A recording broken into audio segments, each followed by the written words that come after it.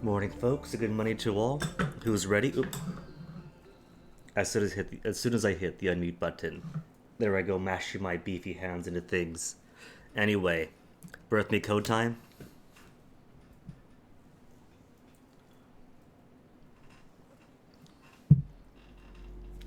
Tend to be a little bit later on these days because boyfriend has class on Mondays and Fridays, and so they like having me on call for a bit. Don't tell them I said that. They're a cutie though, so they get to monopolize my time. So where were we? We ended off last week with a good amount of puzzles and a brand new directive for Gullah, order by table. So, we have a new file. 1 minute into it, since we were looking at the flow a bit. 4 little friends uploaded into Pandora, with 4 more left undone. We don't yet have Justitia. Bia we have. Who would this be? We have Lux. We already talked about the cuteness. We don't have Gullah or Aviridia yet. We do have Ira. But let me see. Down here, we got Superbia's. And then we died, because Ira was still alive. Killed off Superbia, but left her violent boyfriend alive. And now we have new directive. So how to get to you? Autofill choices. Autofill choices, but they won't lock in until I hit that go button. So let me see. To get through here, to the upper path, we need Ira dead. Ira dead happens. Then this happens. And then we get to pick Gullah. And I'm pretty sure if I want to survive Gullah, then I'm going to need to get her points as close to max as possible. And maybe I do want Nvidia when given the opportunity to. Except let me see, he goes missing at some point. When does he die? Does he die before or after the trial? No, afterwards, right? Because deduction room, then we get keys, then he goes missing in one of the trusts. Right, but is he dead yet? I forget if he's dead at the trial or before the trial. I think it's before. Anyway, to the old trust splits. Ira need Ira. Luxuria or Gullah? Luxuria is needed to get past this gate, but not so much here. And if this gate is Gullah, then Gullah. Ira to get past the gate, Ira's helmet. Giving us 66, 99, 33, and 33.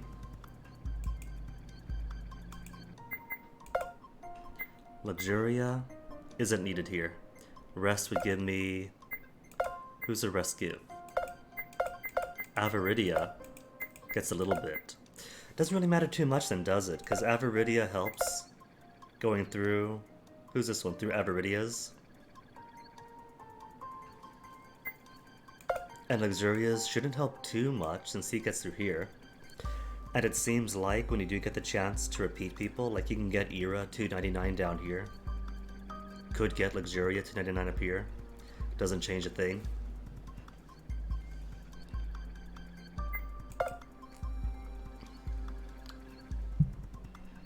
Trust 1. Luxuria, Superbia, don't matter as much. Gullah though. Where's Gullah? Oh right. In this case, that's not for trust measurements. That's for which path you want to take, and that's a dead end we've already seen. So go with you there, then trust again. Trustidia for details. For 66% on Gullah. Okay.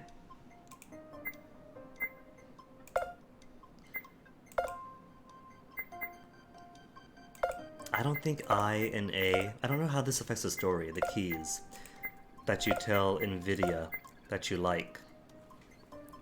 Quick tech check to make sure everything's Daijobu. Oh, the laptop's frozen. Laptop, don't freeze on me. I'm not sure if you guys have kept up my Twitter, but this laptop is very set to die any second now. It survived a few years with me, but it has not survived a couple of years at home, plugged in, lithium-ion battery allowed to overcharge. So that battery is literally swelling so much, it's pushing through the casing of the laptop, physically breaking through the plastic, and that's scary. So I've got a replacement on the way. I could just replace the battery, but the keyboard is also dying, the hard drive is dying. Poor old thing. So cheaper overall just to get a new one, fresh, and do better. The what face is perfect for it, but I can show you a picture. I got a picture of it.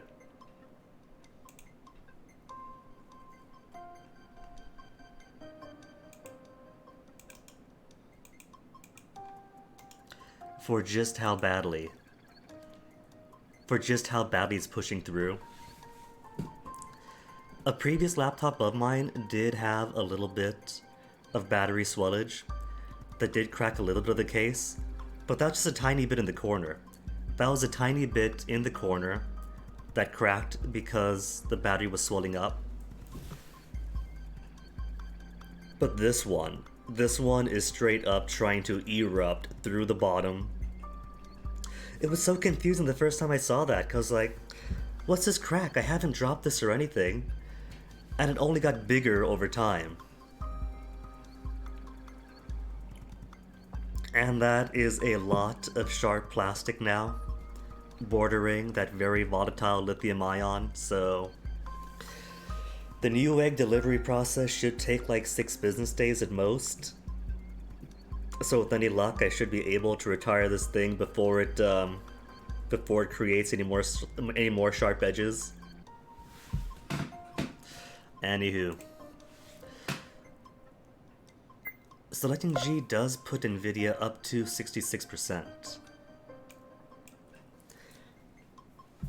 And I kind of suspect that NVIDIA might have a role to play in this upper route.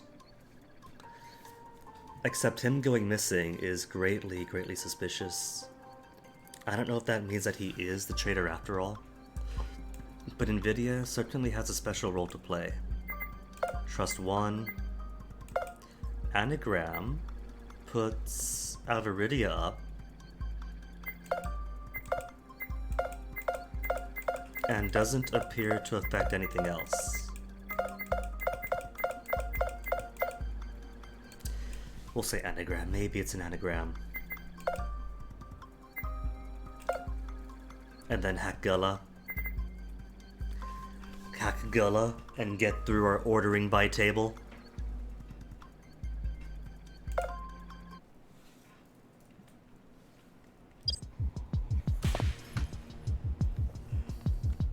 Where's the trusted with this now? Justidia is at nothing. Luxurious Superb we don't care about. Era dead. NVIDIA at only 33%. 66 to be bumped up to 99% for Gala. Avaridia doesn't matter. Key. Totem G key, so 66% now. One more vent to bump him up to 99 and make him the final sacrifice. Except hold up. Hold up, I just realized something.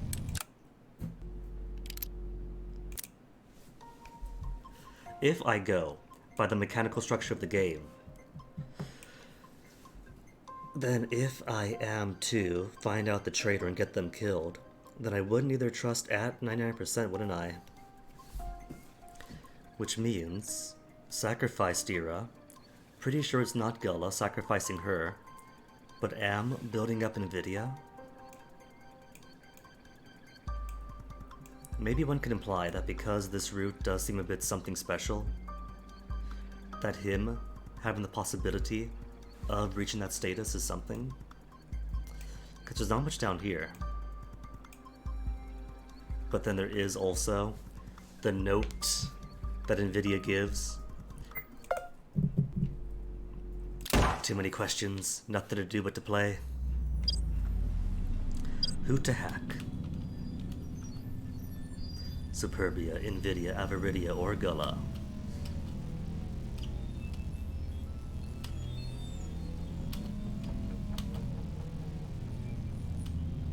No puzzle.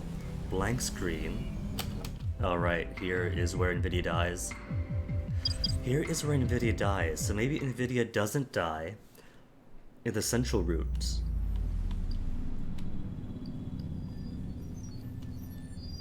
Decided to hack Gullah's helmet. Alright, first puzzle of the day. With a new directive. Hey Crab Boy, shouldn't you be in class? Order by table, focus by pink. By table. I was wondering what order by table could mean. If they'd have like periodic tables or something. What if that is it? What if it is periodic table?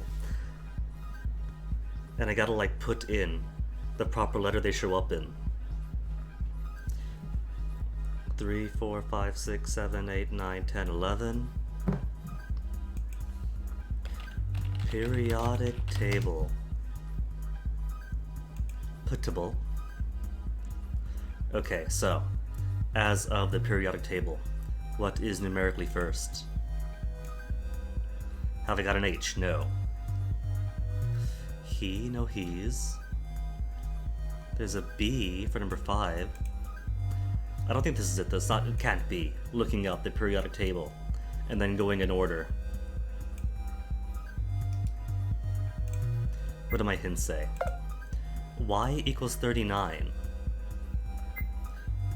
39. Genius equals 32, 28, 92, 16. Is it the periodic table? Was that correct after all? Where's 39? 39 equals yttrium, Y. Genius, 32 for G. Yep, it's periodic table. Alright, so I was right after all. So F is which one? Where's my F in the periodic table here?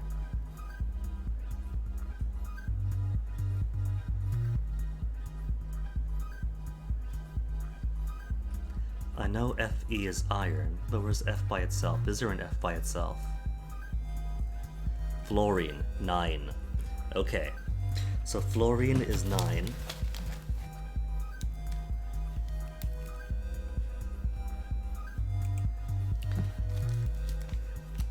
So F equals 9, Y equals 39.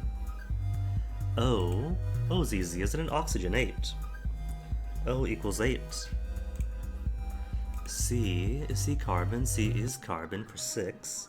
C equals 6. U, where is my U on this chart? U, uranium, 92. Let me get these in order. C is 6. Whoops. O is 8. U should be there then, F9. 39 for Y.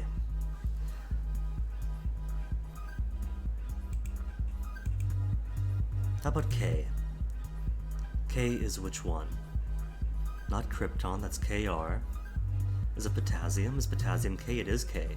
Okay, K equals 19. A corpse eater. N is 7, Crab Boy. Alright, I'll take your word for it. N equals 7. And if N equals 7, then you go before O.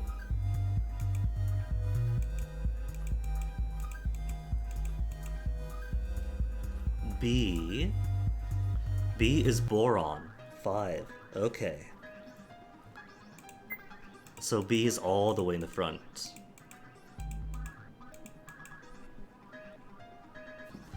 K is 19, Y is 39, P, phosphorus, 15. So P before K. Iodine, 53. So 53 after Y. S, sulfur, 16, immediately after K.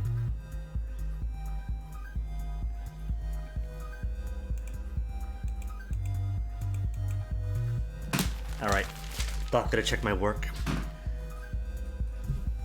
Bisnofpixiu is the right answer. Error. Order by table. Is this not correct? B is 5, C is 6, N is 7, slightly off, O is 8, F is 9, P is 15. Oh wait. K and S need to be swapped. 16, then 19. A.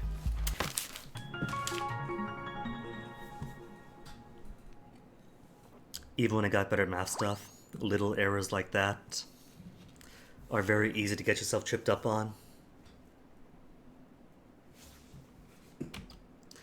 Evaluating freaks, connection established, smile and shine.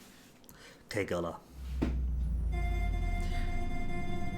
So I'm thinking right, since Gullah was really freaked out in the room that taught you who the bomber was, I'm thinking that this is a hint to her knowing some bomb-making stuff, thus periodic table for her. Earlier, I could not help but ascertain your fascination with more deathly elements of life. Gullah and Tristidia were sitting together to some benches at the crossroads. After a few more seconds of this awkward silence, Gullah had finally broken it, prompting Tristidia to reply, subtly interested.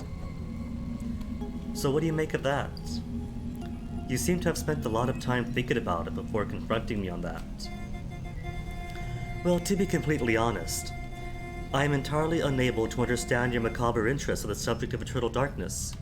It's a fun game, Gullah. Tristidia was going to answer, but at the last moment he stood up. Following him, Gullah did much of the same. The two of them began walking around the consoles with no clear goal in particular. Not going to lie, I don't know. This weird interest of mine, I don't know where it's from. I guess a part of me is just unable to stop thinking about life and death. Eternal Darkness, it was a really fun game.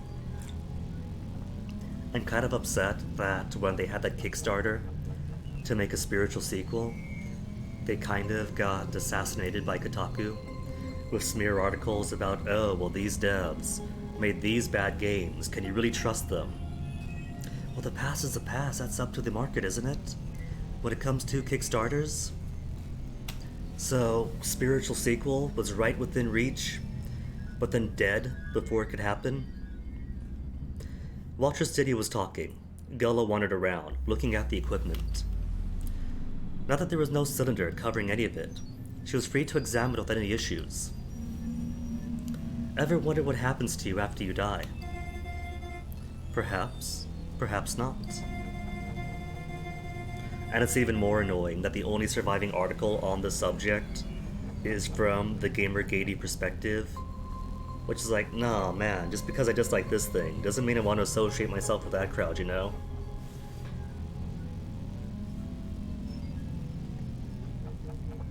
Not a GoPro game, Corpse Eater. One of those, like, Cthulhu-esque kind of games, where it has a sanity meter, and the lower it goes, the more the system messes with you. Perhaps, perhaps not. I deduce it won't truly be my concern once I reach that outcome, I don't just mean about yourself. The world's a strange place, and so much of it is weird. What if our deaths affected it way more than we originally thought? I'm afraid you've lost me, but piqued my interest, because death does appear to be a mechanical feature of the game. Gullah was tampering with portraits on one of the machines. While she spoke with Tristidia, her hands were busying themselves, changing the Aviridia portrait with her own.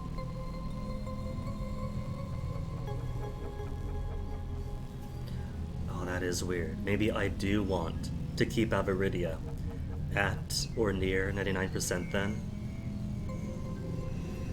Then get everyone else to vote for Aviridia at the expense of Gullah.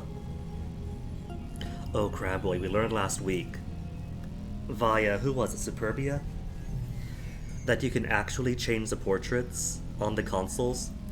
The buttons to vote for who to get executed is your face. So you press the face, and that's who you vote for. And now we know that you could actually swap those buttons around.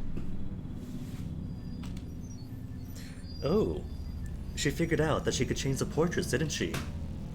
No, wait. She was doing it on her own right off the bat. Someone most likely told her. But who? Tristidia was too focused on his semi-monologue to notice what she was doing. He had stopped walking, and he was staring off into metaphorical abyss. What is consciousness? What determines that I am something that sees and thinks? Are my thoughts not just a product of my experiences based on pattern recognition? Going too deep into the philosophy to ignore what's directly in front of him? It's not a question that can really be answered, I think. Life's strange. Do we exist because the world let us exist? Or does the world exist because we let it exist? There are a few different schools of philosophy on the subject of reality. If the world exists because we can see it, then doesn't it stand that once we die, it stops existing? In a moment of attention, Gullah shrugged, before pointing over to the empty spot that once housed Ira's body. The irate entity which once resided in that very location has obtained the status of deceased, and I consider them as alive as you and I.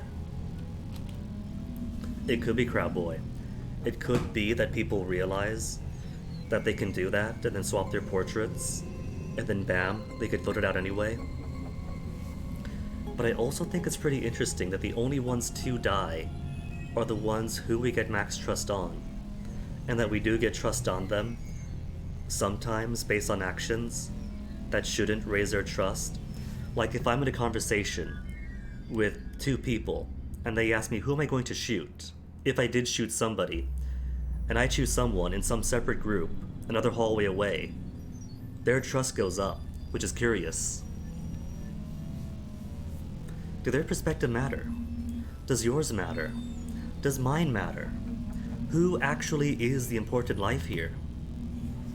Is there even an important life? Or does a perception of reality constitute only a baseline element, and none of us actually matter? In truth, I do kind of vibe closer to that. Humans are special only in the sense that we've survived this many millions of years through various species to get to this point. Prior to that, the world and everything around it in the universe did exist even without really sentient philosophical apes. Tristidia sighed, launching himself into a new monologue while Gullah was busy with the consoles. As a hoarse masked one spoke, the two of them moved around the room again, switching from console to console. Is she changing all of them to manipulate the vote? Take a video game, for example. If we humans had created video games based on systems that can only exist in reality, then life isn't so different. If we die in a video game, we start back at the beginning. Now I know this is a bit meta, and this is a video game, so of course it would apply to it. But it does also apply to this video game in particular, You vote, you die, then back to the beginning on a new file. And I've been wondering about the nature of this game that they're in. On the surface, there's no reason not to believe that it is a physical death game, just like in Danganronpa's, or in 999 and VOLR. But what if it's not? What if it is digital? And especially with the death conversations, I am leaning heavily towards this all being digital. When we die then, does life restart? I can't think there's nothing after life. I don't believe in any heaven or hell, but there can't be nothing. How do you feel nothing? How do you see nothing? Justidia, don't get me depressed. How is it possible to not perceive exactly? These concepts are so alien to me, to you, to all of us who are still alive, in fact.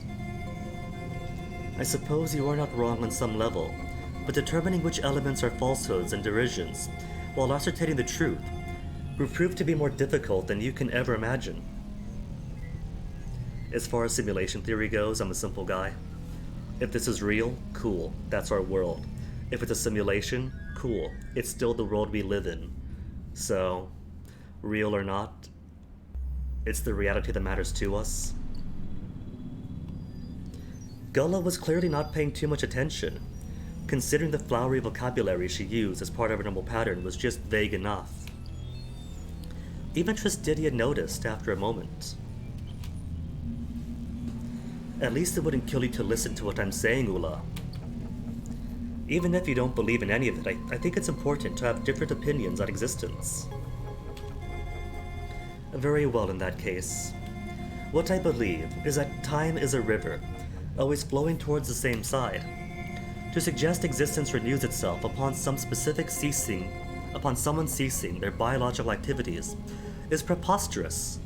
But Gullah, isn't that exactly what happens?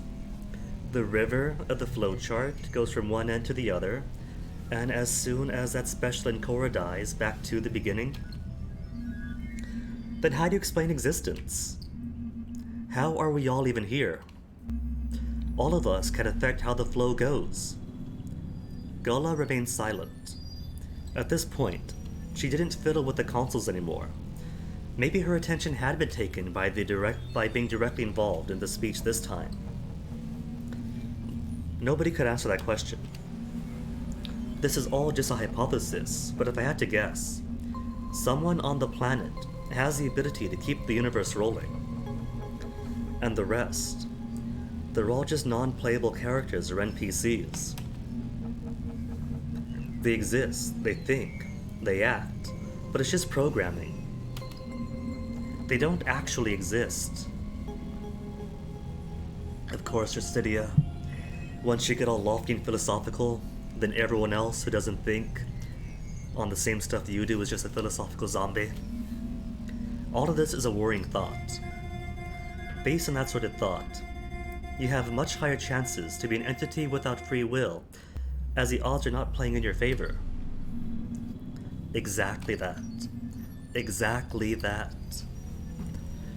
After a short silence, Tristidia turned around and began walking towards the meeting spot.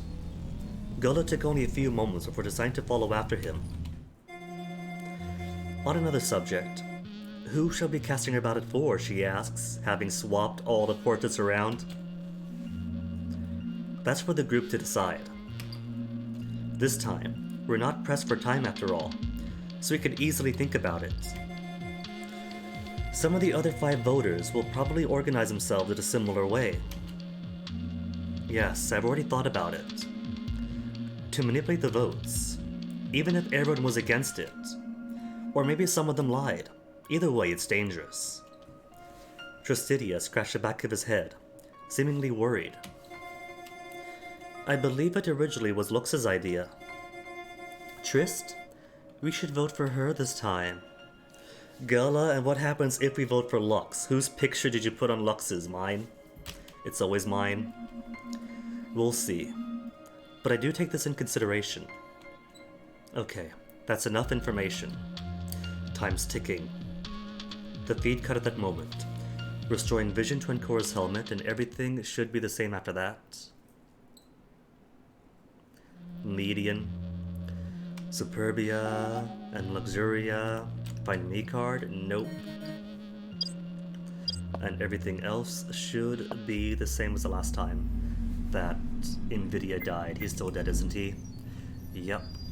Went outside the bounds of the game, and now he's gone. Which means the only one who trusts me now is Gullah, who is going to die because she's on 99. What if it's not my trust? What if it's not their trust in me on the trust level, but my trust in them and my ability, my trust in my ability to get rid of them? Maybe it's that. Talk to them more, learn more about them. Lowest sort of the group refused to vote for you. Oh right, this is the one where Lux wants to be voted out. What if everyone's in swapping portraits around? Cause some trickery happened with the Lux votes that gets me killed or Avaridia killed. What if everyone goes in here, swapping portraits after everybody else? Like what if Lux does it first in this timeline, and then Gullah sees her, and then switches them back afterwards? Gullah and Luxuria are pretty close, aren't they? They might have had that conversation before, where Luxuria seduces Gullah and turns Gullah into her version of Ira. Cause yeah, there are at least 2 teams at play here. Gullah and Luxuria, Ira, Superbia. So maybe Gullah is acting on Lux's behalf here. Telling Gullah to swap the portraits around, then everyone votes for Luxuria, getting Encora killed. Then if they're ready to vote, everything else all the same.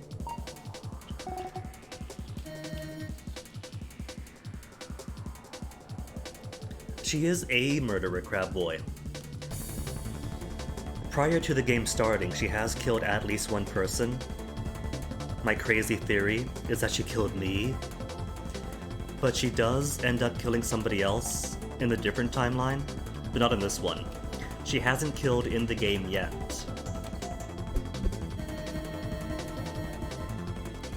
That's all wrong, don't vote for Lux, portraits all changed around. I have no idea why, but I feel like this isn't correct. It's not the way to go. But I'm willing to go. That is correct. It is our designated plan for the time being, unless you propose a change, which would be ludicrous at this stage of our debate. And Cora shook her head before walking over to the console. No, look, it's not the same. We can't vote for looks right now. I concur.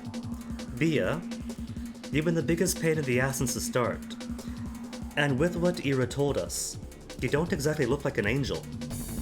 In fact, due to his involvement, I think you're more than just a prissy bunny girl. I think you're a decent candidate for the mastermind behind all this. No fucking way. I'm not voting for myself. Are you out of your goddamn mind? Ira was your accomplice. He felt guilty, so he sacrificed himself to atone. The only people rich enough to do everything we've seen here, all these replicated rooms of the lockdown of the school, that's you, Superbia. You're the mastermind, aren't you? Oh, Tristidia, her parents are rich, but she's not. No way, that's not me. It can't be me. I'm not rich. Her words caught Tristidia by surprise. My parents are rich, but I ain't touched a single bit of that goddamn money until they pass away. And as far as I remember, they are very well alive and healthy. I can't have made this whole shit here. I'm not any wealthier than anyone else here, than anybody else. I very much doubt that statement. That's not what I meant anyway. But it's good that those doubts are dispelled. What I meant was, look at the consoles. Oh, I see. I've completely forgotten the arrangement at the start, but on previous ones, Bia and I were swapped, I think. I don't remember where everyone else went. Error are for those who are no longer with us. The mysterious 9th player who died in the first round, never got to meet her. Ira, being voted off previously.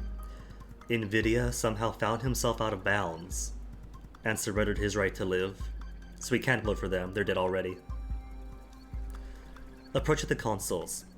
The others looked upon them and the portraits on the buttons. After a few moments of consideration, to humor and Cora, Superbia shrugged nonchalantly. What's so different? She's right. Something's off, I think. Gullah made an exaggerated motion with her hand to catch everyone's attention. There is nothing different, Gullah, putting yourself on the spot if it does turn out to be different. You are all being misled by this little girl. I think she wants to buy some time for herself for some reason, so don't let her cloud your judgment. Wait a second. We can at least take a minute to hear what Justitia has to say. We have plenty of time this session, so we should make use of it to its fullest. And Gullah's speech has reverted to less flowery words, huh? Has it? It has. It's a lot more direct in comparison. Direct and a little bit sloppy? I think she does that when she gets stressed out, which means she's walking on a tightrope. She definitely is, and she's at 99%. I think some portraits were switched now that I have a proper look at them. I'm not sure though. It could be the misinformation effect. Misinformation effect, is this another? Maybe I only started seeing it after Encore mentioned it. The ones that were switched were... I think they were Bia and Cora's. That much I have seen. What about everyone else? Cause Lux still wants herself voted. Huh? What does that mean, Cora? Explain yourself right now. You wanted to get me voted out by having people want to vote you dead, is that it? No, I wouldn't do that. Why would I change them, then bring attention to it? Does anyone remember what the layout looked like? What do you mean by that? If 2 portraits were switched, maybe they weren't the only ones. Is there a portrait that's at a different spot in every console now?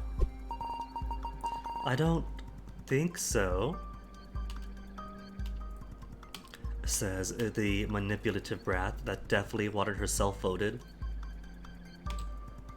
Further examination showed that all of the consoles indeed had their portraits in the same spot.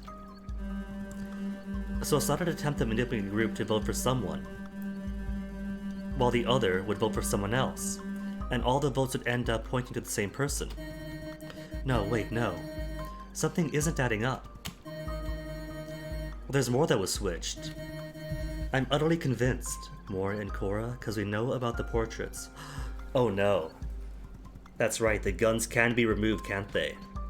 We've shown that. What if voting for a person doesn't just set a signal to that console, but to that gun? So you can get somebody killed, with the buttons in the right places, but the guns in the wrong ones. I don't know why, but I'm convinced of that. It's because I saw it, of course. It's going to be very hard to get them to buy it, I'm aware. And also, before that, earlier, when Ira died, I had this weird vision too. Oh no, we didn't have visions mentioned in this timeline yet. Also, Cyber 7. 4 points for that pun. I was talking to him and... No, wait, I wasn't talking to him.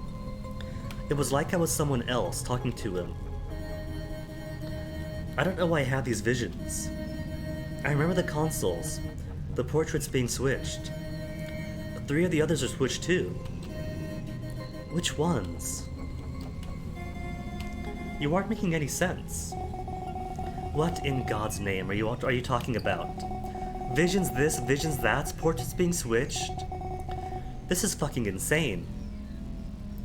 The rest of the group watched, a little uneasy about the exchange.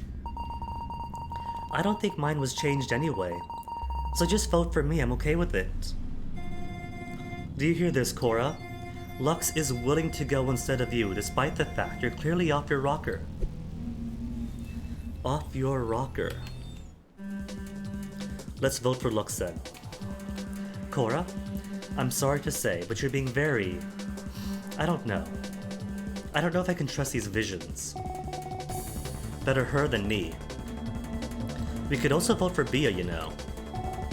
What? It's also not an option. You've been a serious pain this whole time, mastermind or not. No, the one they have to vote for. It's giving me a choice here that I haven't had before.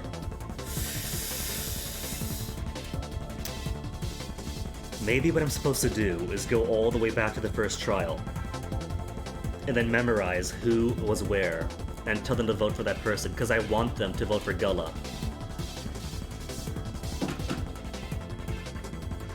Let's see. It was herbivores on one side, omnivores, and then carnivores, right? Bears are omnivorous, so we should have been in the middle. Bia would have been on the left, because herbivores.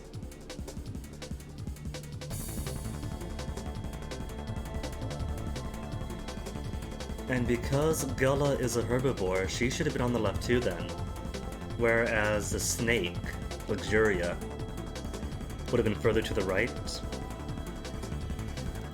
But then again, I don't know if all the portraits consolidate to make room for the errors, or if the errors are the people were. Who's dead so far? A lion, a second bear, and a wolf, all carnivores.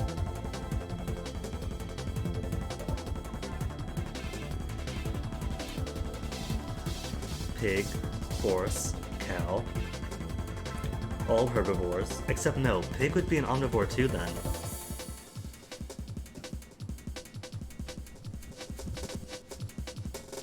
Maybe Gullah switched herself and Tristidia then. Because while I have seen videos of cows that eat chickens, because even herbivores are willing to grab whatever other nutrients they can if they have the opportunity, she should be over on herbivore side. And pig is kind of omnivorous. Wait, no, he's a horse. He's a horse. Aviridia is a pig, right? Wait, no, hold on. Yeah, that's right. Tristidia horse, pig Aviridia.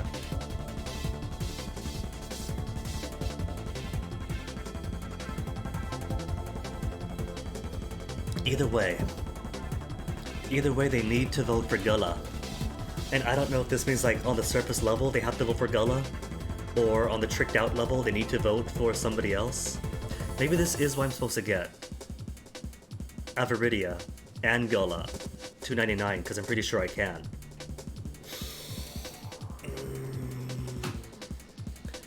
The one they have to vote for. Have to vote for.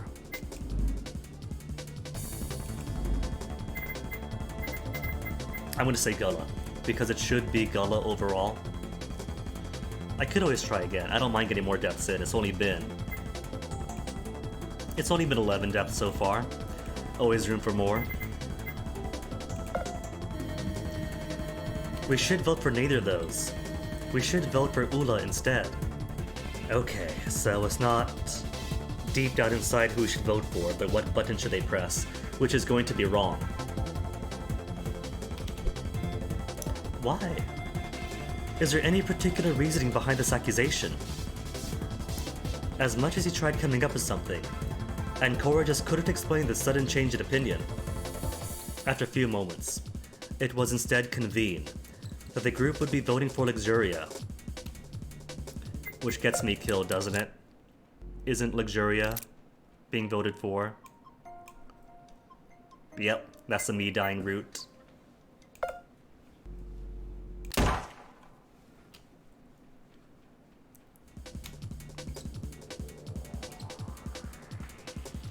But am I okay with this? To have Luxuria die by the vote? No, we can't vote for Lux. Lux has been the nicest girl so far. Instead, we should just vote for Bia. She's the biggest threat, and repeatedly refuses to work with everyone else. Stop with these baseless accusations. They're not too baseless, though. Fortunately, for the matter at hand, it seemed Gullah and Luxuria agreed with Ancora. Huh. Didn't think it would be so easy. Hold on. Oh no. Oh no. They're voting for Bia when we've established that Bia and I have been swapped. So yeah, we're dying. This is us dying.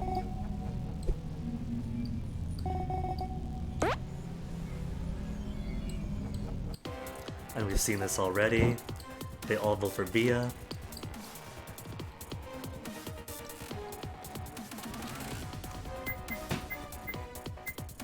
Alright, vote for myself too. Might as well. This timeline's already forsaken. And then I die. Blam. But the box remains sealed, remains shut.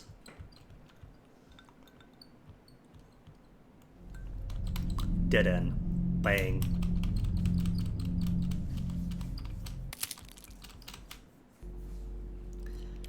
So that almost worked. Let me see. Going to do a couple of things to the flow. Like going back through here. Autofill choices. Oh wait, no. That's wrong. Wait, no, that's not wrong. Because this takes us to... Oh, it's assuming Luxuria's on max. Let's fix that. Going to keep. NVIDIA, good, Era, Gullah, Era, then Era, to get to the first gate. Agree with the rest, gives me a little bit on Avaridia. Then have to go with the group. Tristidia for details. Gives Gullah 66. And for the final split, G key to give a few points to NVIDIA, because why not? Dies anyway. Anagram for a little bit more. But I can't get you to 99%, can't I? Because ultimately here, it's going to be either 99 on Avaridia or Gullah, which makes both of these possible.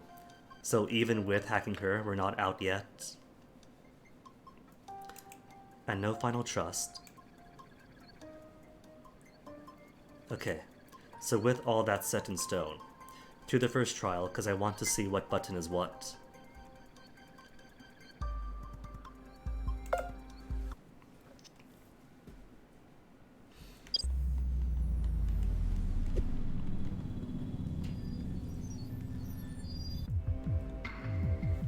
If it shows me the buttons, since it's already going to go through the same choice.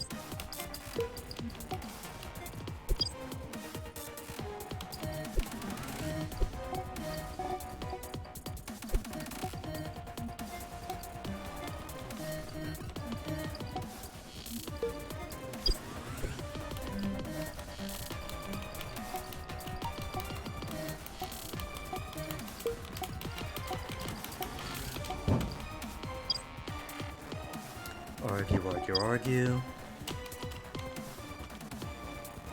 Alright, so, oh, Lux is all the way on the right then. And as per that first error, it does put the error where the person died then. It doesn't reshuffle.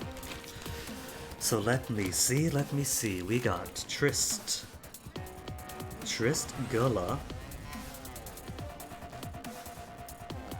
Ava, and you are Lux, then NVIDIA, followed by Abia, Ancora, Error, and Era. Okay, so I was close about Tristidia being in the proper spot. and Lux being on the right. So in the configuration later on, it is down to Avaridia then, because Avaridia is on the left.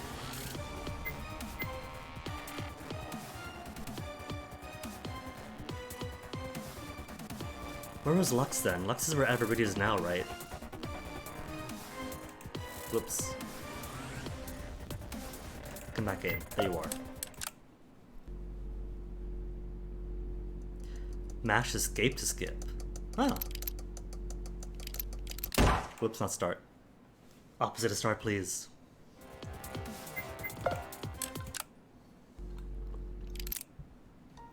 Just wanted to see who shows up where.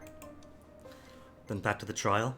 Everything else should be perfect. Ira's dead. 99 on Gullah.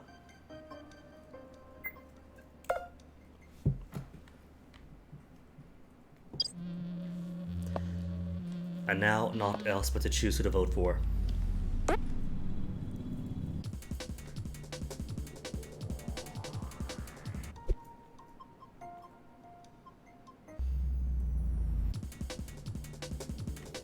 Okay, so Avaridia is where Gullah should be. Lux is one to the left. So it should be Avaridia then. Sorry, Avaridia. Gotta vote you out of this timeline too. No. I understand now. The girl walked towards a random console, wringing a finger to run along the portraits all pensive. Let's stop humoring her. Wait. If you vote for anyone, you'll kill an innocent. Well, okay, maybe not for an innocent in the grand scheme of things, but you won't vote for the person you want dead. I know it's in Switch now. All eyes were riveted on Ancora. The others who had been in a hurry to vote were now considering her words, given their natural curiosity being piqued. The only one who wasn't interested to hear any of it was Gullah. This is clearly a waste of time. It is not. It is a waste of time for you, yes, because you're the one who's got it all messed up. You're the one who changed the portraits. If everyone votes for Lux right now, Ava will die. The portraits were changed twice, in fact. I get it now. Bia's and mine were switched. Then whoever did it also switched Lux and Ava's portraits. It's a triangle of switching! Not a triangle. I don't know who switched the others, but I know two portraits are where you're doing, Ula. Ava's and yours. I think we shouldn't tolerate this. We have to vote for Ava. Avaridia shuddered slightly, uncertain. Are you absolutely sure of what you're saying? I don't especially feel appeased to vote for myself, you know. If you don't, you'll die. A sudden, resonating hit smashed into the side of Ancora's helmet, which sent her to the ground. Assaulted again, but Ira's not here. Who's hitting me? Her vision faded, and all she could hear now was screaming. I did not do any of this. Do you think you can get away with manipulating me? That is not good, Ula. You can't do that kind of thing. You're taking her word over mine. What is this world coming to? She's had visions. She's seen this, seen that. She's got no proof at all. Do you think that's fine? Do you? A very casual do you now. Gullah daring to speak in the vernacular. Huh? Shut up, everyone. Ula, when you get stressed, you start talking strangely. Am not. Yes, you are. I've noticed it already. Maybe others aren't this perceptive, but you're hiding something. Not only that, but I think I know what Cora's talking about. I've noticed it earlier. You were fiddling with the consoles as we talked, weren't you? I didn't put much mind to it before, but now it's clear. And Cora knew this too. We should vote for Ava. Slowly. And Cora's vision was coming back. Next to her was Luxuria, who was checking onto her. Near her was Gullah, who was being held by Superbia and Avaridia. The hit probably came from her. Knocked me right off. Ugh. The reverberation that happens with this helmet when you get hit is really awful. Right? It's fucking hell. Anyway. Bring her to the console, let's vote for Ava. Superbia, less flicking me off, more pointing to her ear because of earlier. Remember, vote for Ava. No! I'm not dying because of this, Gullah. That's a confession right there. I have to get out of here. Sorry, Ula. The two girls yanked Gullah over to her console and positioned themselves to their own afterwards. Luxuria, Tristidia, and Ancora all took place at their own console too, ready to vote.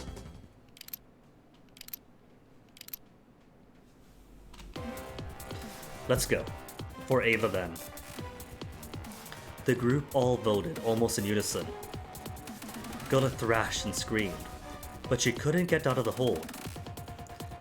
By the time the time limit was almost up, Gullah smashed her fist onto the console of a random portrait.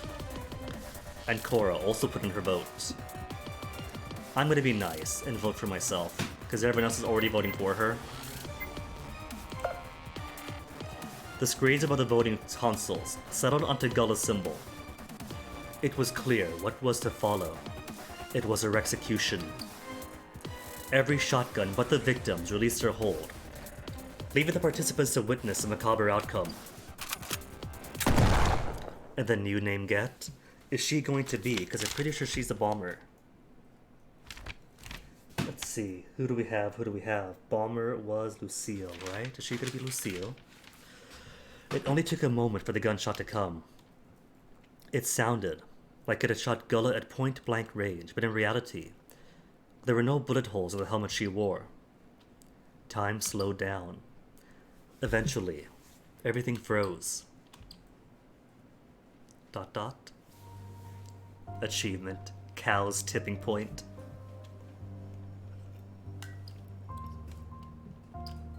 Hello. Please enunciate your designation. I don't know. Some say my name is Pandora. That is a strange name, but greetings nonetheless. I believe I am deceased. Are you sure? You don't look dead to me. I cannot move, and it seems as though I am floating. Yet it is also strangely peaceful. I guess you're dead then, but death is fine too.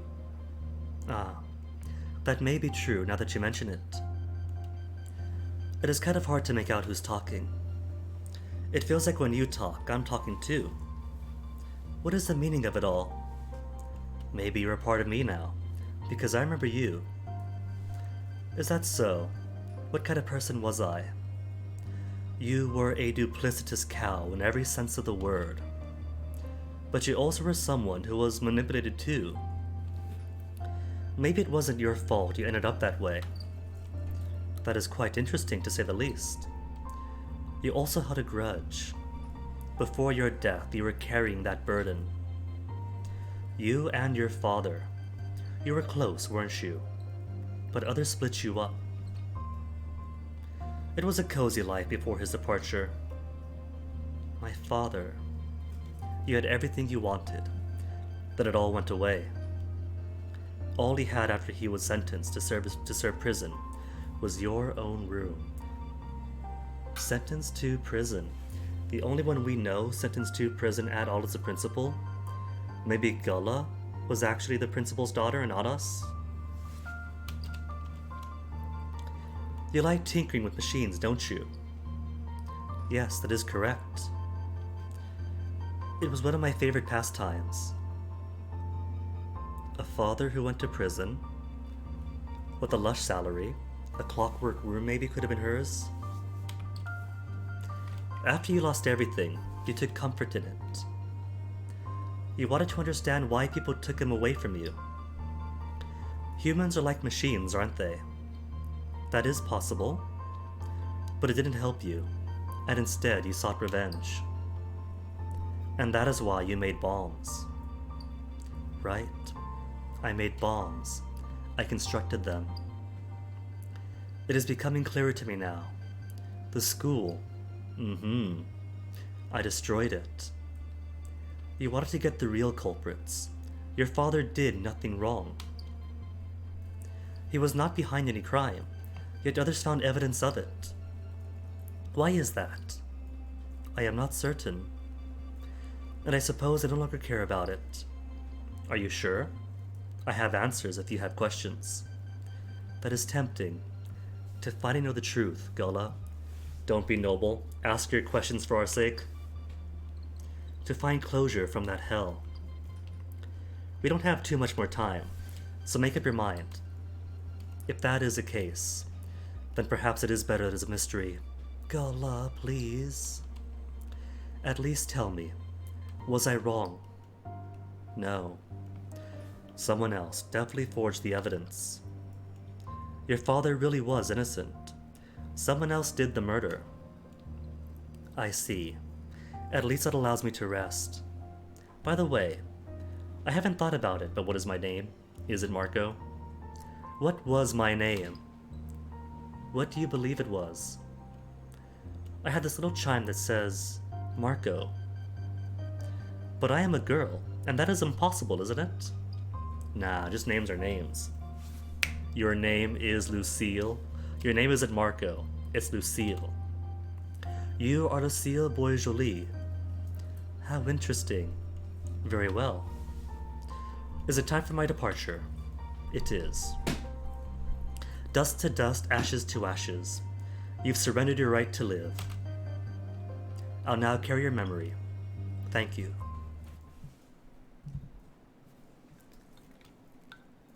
So that's that hunch. Confirmed. The room came back into view after that vision, which had taken only but a split moment to play out. Back to our senses now. Let's see the aftermath of the earlier altercation. Aftermath of the earlier altercation? Is that Gullah's vocabulary spilling into our Gestalt consciousness? Ancora, much like everyone else, stood silent as a dead body graced the room. It was perhaps 20 past the hour mark, but Ancora couldn't see it. The girl's sight was completely filled with nothing but the fuming remains of what was once Gullah, the cow-themed girl. Where her head had been was instead a charred mark. Joining the other a little further away, Ira's mark. Her head had already exploded by the time Ancora realized what had happened. She so hated having deaths like these. But this one, it seems very possible it might have been the traitor. This time, the silence lasted longer. Out of curiosity's sake, I want to see how long this timeline lasts. Novel, something, then death? Or maybe, novel, then puzzle, then another lock?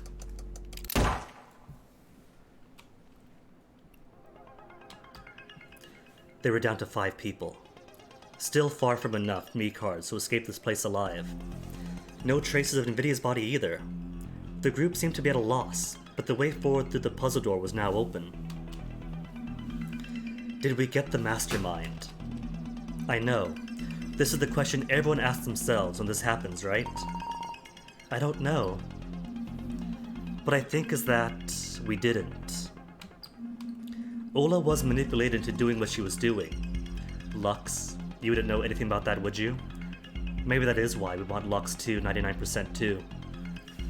If it comes to light that she was trying to be the seductress for Ula, that paints her in a worse light then? If the portraits were changed and the triangle as we suspected, which voting for Ava proved, then someone else changed 2 other portraits. He grabbed Luxuria by the arm and pulled her against him. Oh no. Hold on. Oh yes, that's right. We would have done the second set of rooms by this point, which means he could have gotten the gun. Whose arm is that? Is that a bare arm with a band-aid? The next click came from a revolver, adjusting itself against her temple. Justitia then, after all. The small girl froze up. Ancora, Superbia, and Aviridia all stared, slightly dumbfounded. This is the mastermind. The other portraits that were switched in that triangle were Ava's and Lux's. No! No, it's not me. I'm not the mastermind. I'm not Pandora. Listen, the others too. Via and Cora portrait were switched too. That's also true. No one dared to move, as Tristidia contemplated the issue under a new angle. Finally, he released the girl and threw her away, then put the gun back in his pocket. Fine then.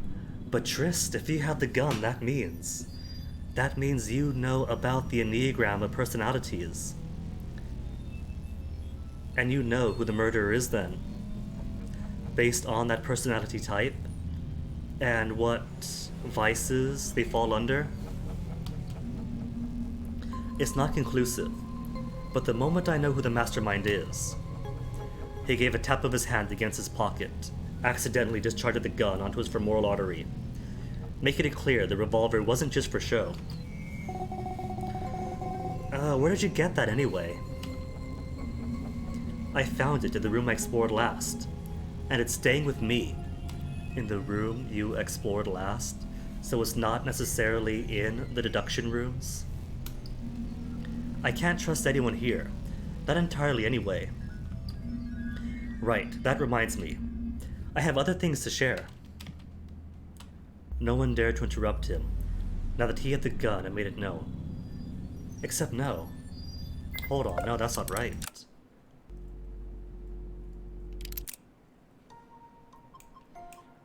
Because where's Aviridia's? Aviridia's is this one, isn't it? And that's when they start shooting people? Then death? Which means he would have been through that room in the split. I think he's lying about finding it in the last room. No one dared to interrupt him, now that he had a gun and made it known. Something weird is going on here, specifically about me. Or wait, was it this one? Because Bia doesn't come out with him. Otherwise, unless that was the other one earlier on. Either way, I'm pretty sure he did go in the room. Because this one would have been the principal office, right? Pretty sure we did do the principal office the first time. Do you remember what she said after Ira died, but before we solved the puzzle? And Cora thought about it, forcing herself to remember the final lines that she said to them back then. Please remember that once you enter a room, you will only have 39 minutes before you surrender your right to live. Time is of the essence, and I will stop taking it from you for now. From now on, I will only appear to give you each room's subject as you enter them. I wish all 7 of you good luck, and don't forget. I'll see you later. Me said 7. Even if, by all accounts, we should have been 8. Oh, that detail slipped me. That's actually interesting. Those messages aren't recorded. They're spoken in real time, and I can only assume this means that the mastermind among us is someone who's been proficient at retaining their speech without getting flustered. So it can't be Gulda then, because when she gets flustered, there it goes. So it was Zula. No, Lux, the opposite.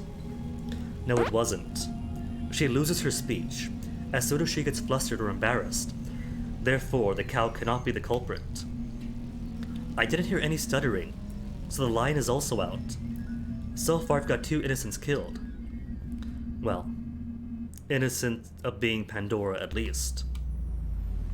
Really smart. He's probably going to live to the end, but is also definitely someone I'd want to get rid of as soon as possible, as much as I can help it. But that's impossible, we don't have the chance to. We can't possibly make him the first death.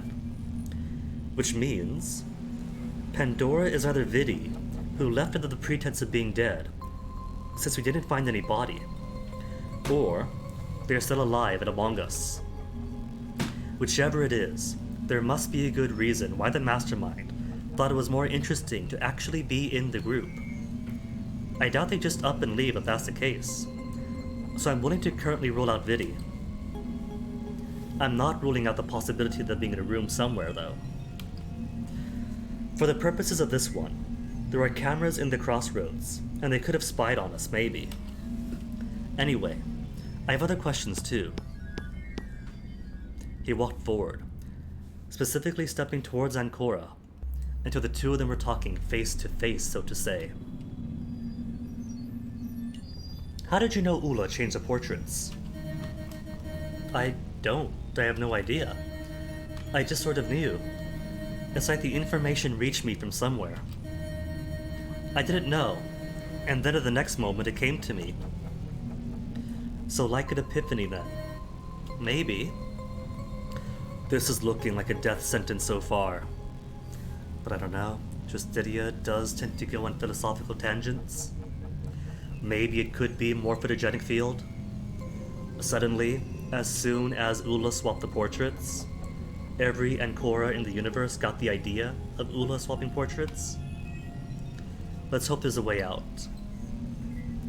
I think there are two ways that might explain what you know. Either that you saw, or it is morphogenic field. The first is that you could spy on people by using cameras. This would make you the mastermind. However, it doesn't make any sense because you tried to tell us about the change in portraits. You wouldn't give yourself away like that. Oh, Tristidia. Some people are just bad masterminds. They reveal too much. We've done it once by accident already. I don't see the point in switching the victim with a vote unless it was you, and it didn't seem like it was going that way. Not to mention, to begin with, there are no cameras anywhere as far as I can see except in the crossroads. The second way is that you're a psychic. A what? Me? So, just 2 degrees away from morphogenic field. Good stuff.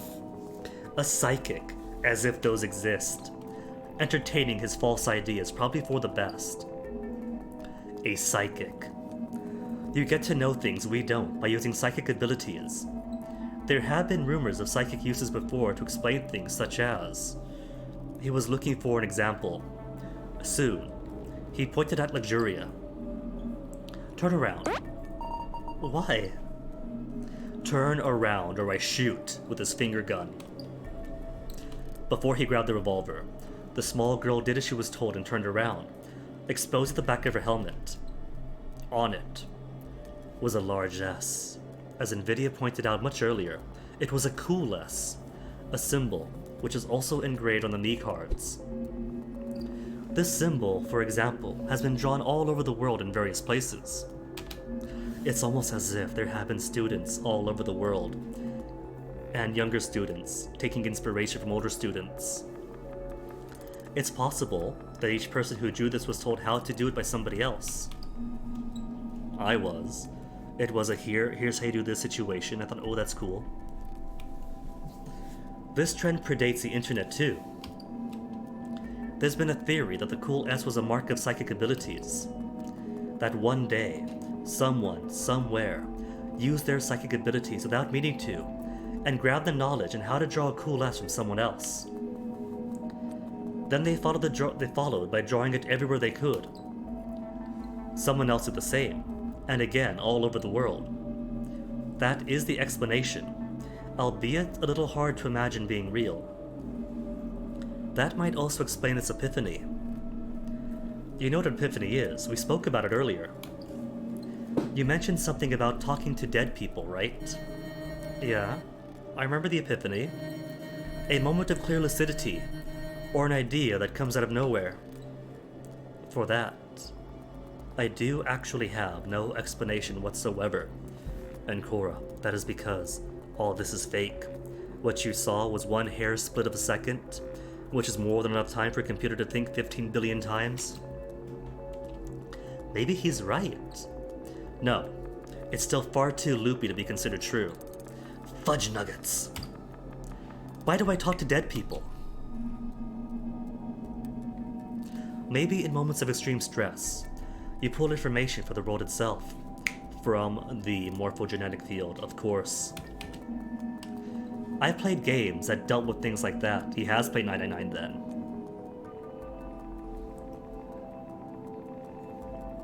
It's just a story thing. I'm pretty sure that the origin of the S is that cohorts of students just tell other cohorts of students.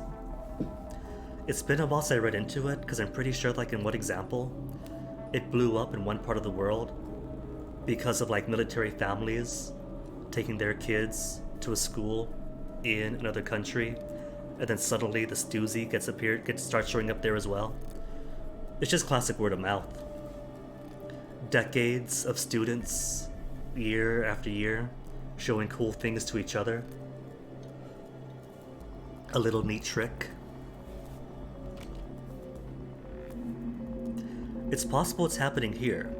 It's the same as those games. That's gonna be a really tough sell for me, you morons. A video origin. I think all I've read is a Wikipedia article. But a video could be cool too. Superbia interjected in her usual fashion. What the fuck is wrong with you? Psychics don't exist. Not a Rickroll. See, Cyber 7, I trusted you, but now that you said that, now I'm going to wonder. It's just a farce, make-believe, it's not real. And we're wasting time.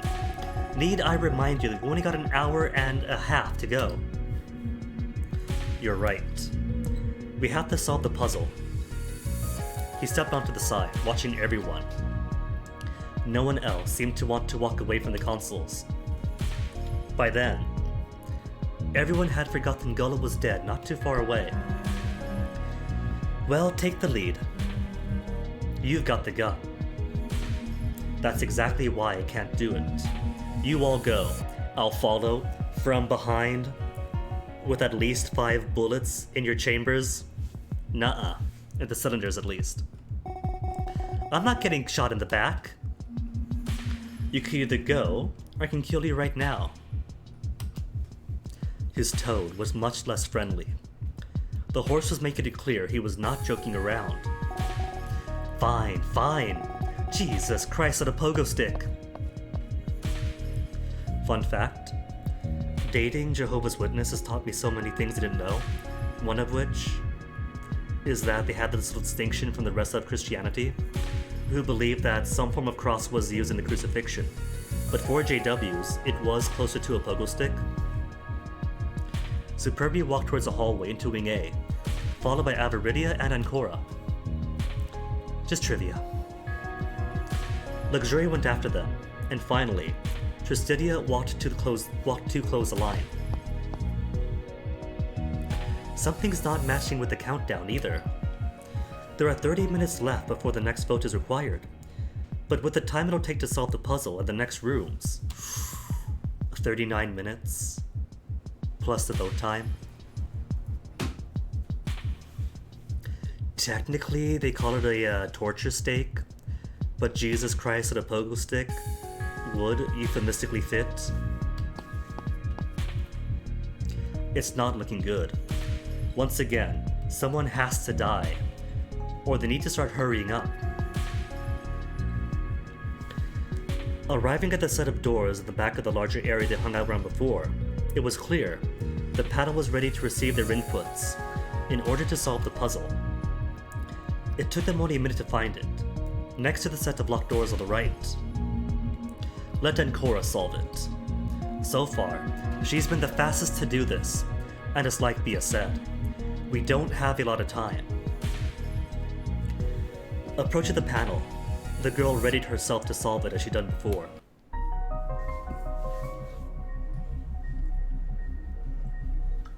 Solve the puzzle. What have we got?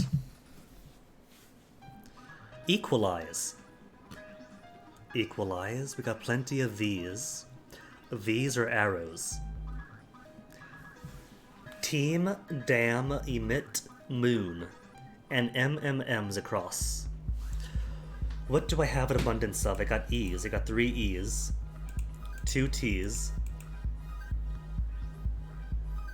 2 N's, 1 D, and vowels.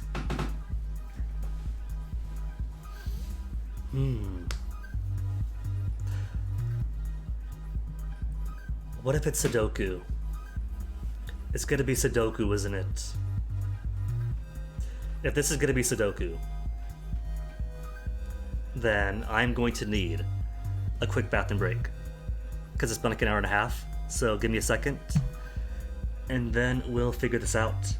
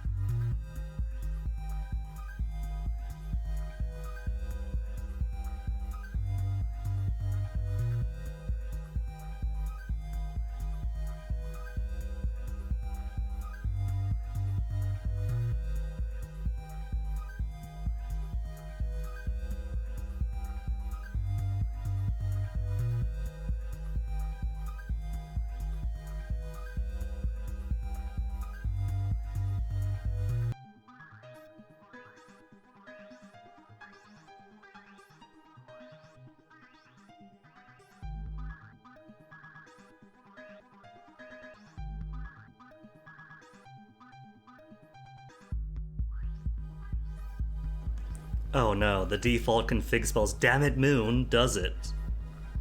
Where's the reset button? That's not reset.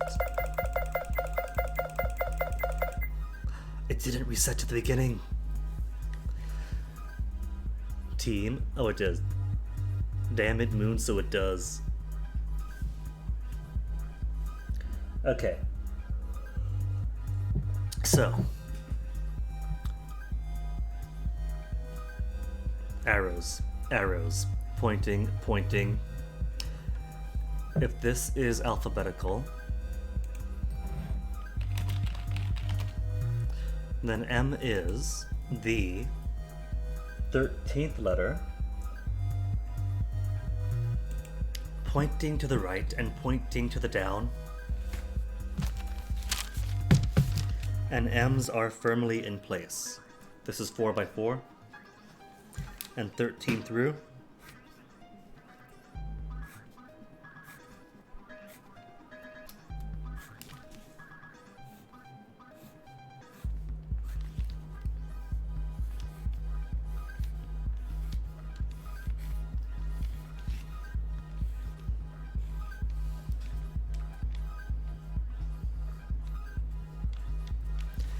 All right, so what do my hints say? A is at the very beginning. I'm assuming very beginning is the upper left. Equalize. You can find me 6 times. Cute. 1, 2, 3, 1, 2, 3, 1, 2, 3, 4, 5, 6. So, I think I was correct on that assumption. Let's see, where's my other O's? Mion, Mion. Except not necessarily correct then. On 1 being in a corner, 1 in a corner, 2, 2, then 3 and 3, because I haven't got 2 here.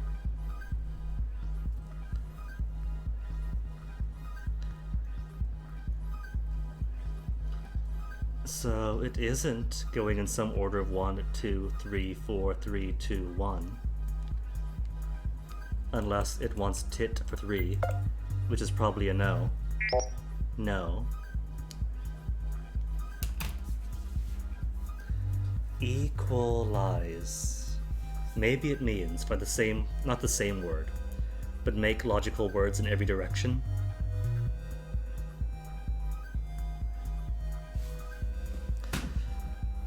So A in the front, we could take as a truth, literally screwed in, ease, cause need 6 times. But what could I make with that configuration?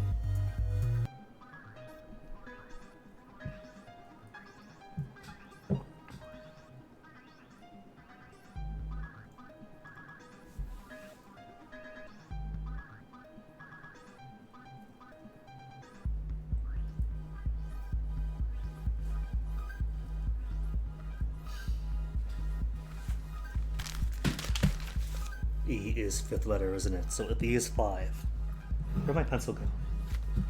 There you are.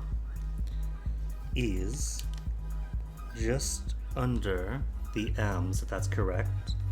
A all the way in front. This is gonna be Sudoku.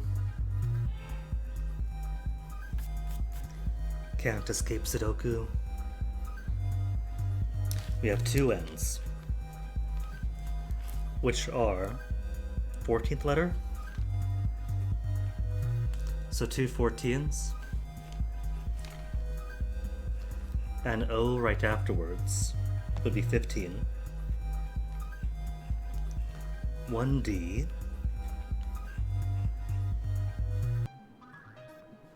IJ, so I would be 9.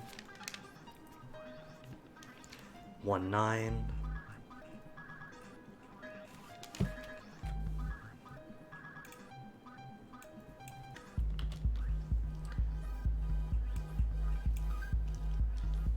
And T is the 20th letter.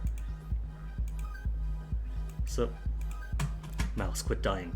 So if this is Sudoku, and if I gotta find an numerical equivalent, 2 T's, 2 20s. Okay. If it is Sudoku, then 1, I see why it says damn it moon. Then 2, Sudoku, a solver, Sudoku solution, solver and helper. I'm not gonna.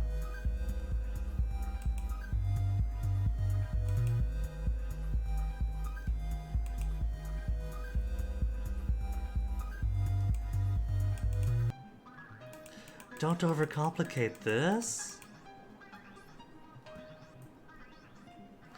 But surely it's complicated.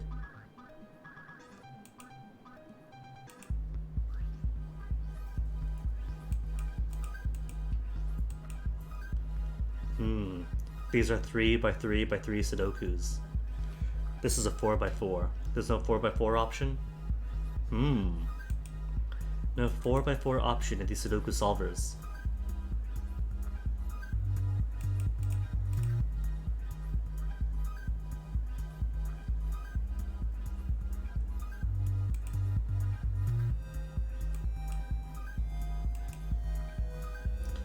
Okay, now I'm overcomplicating it. Goodbye, periodic table. The letters are actually letters. Okay, so I am Look, how many puzzles in this game hinged on letters being numbers? I have been trained to think of letters as numbers. I see a square with letters, I think, Sudoku. Alright, so letters are actually letters. I'll take the bonus hint. But what if they're not? What if they are numbers, but I'm going about the wrong way? What if I want the same value on the upper left as on the bottom right? I'm still stuck in that thinking, because it makes sense that way.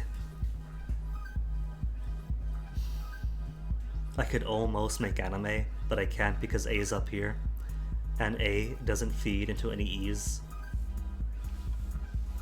Equalize, equalize, equalize. Of equalize, I have an A, I have two E's, and an I.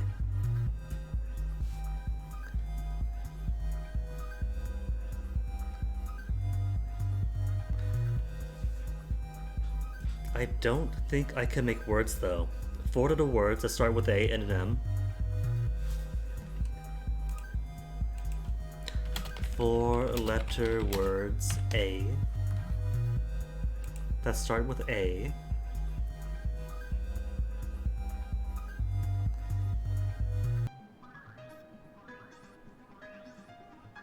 Nah, these all end in every single letter but M. Think physical newspapers, but it can't be crosswords then. Equalize, equalize, equalize.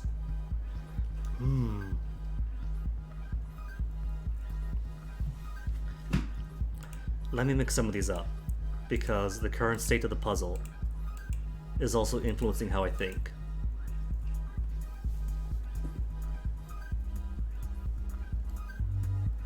Atom. Oh, I'm stupid. It could be atom. Alright. So if you get atom working,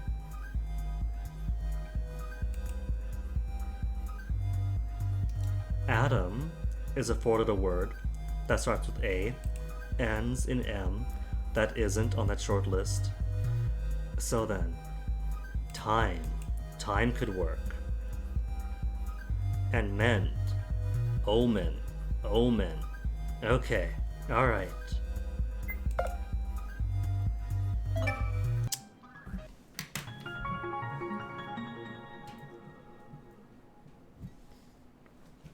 Cool.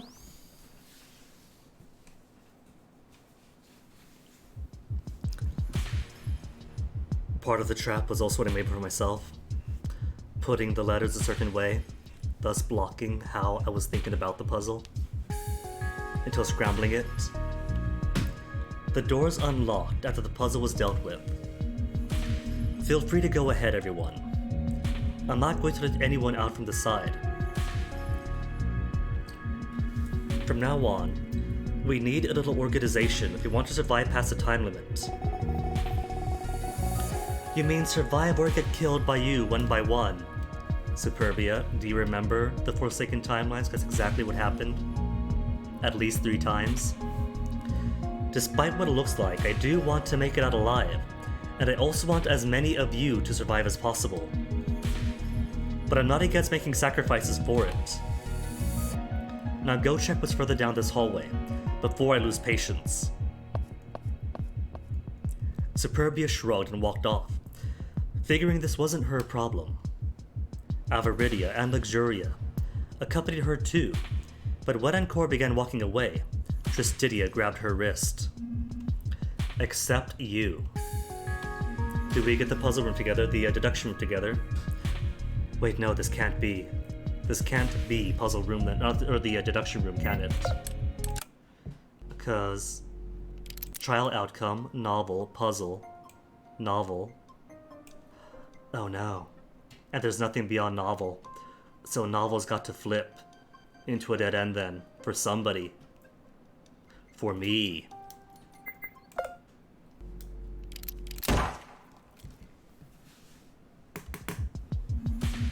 Except you. I have other questions. Or rather, I want to try something. I wonder what that's all about.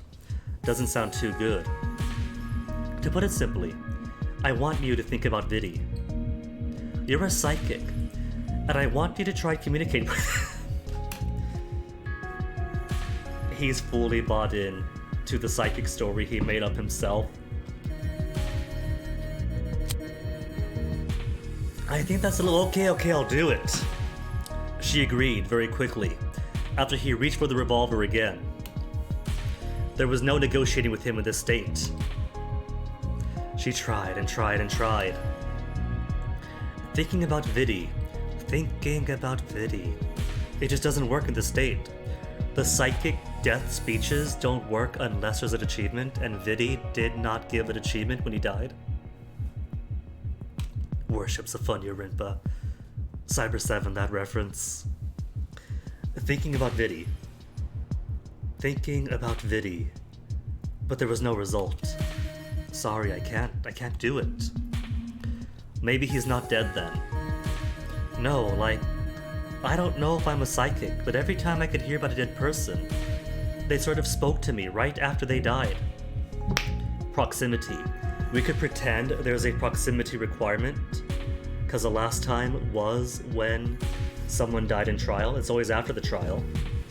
And Cora, if you need a lie, borrow mine. This isn't a case where I can control it. I have an idea then, but I can't do it just yet. Go explore with the others. I'll be right back. Is he gonna try to turn himself into an experiment? The boy left her alone. The blonde girl was as dumbfounded as before. It wouldn't kill him to say what's on his mind before the grand event he's orchestrating. The girl progressed into the wing, now that Tristidia no longer hounded her, stopping at a corner room. She unlocked it with the same key she used to open the other one before.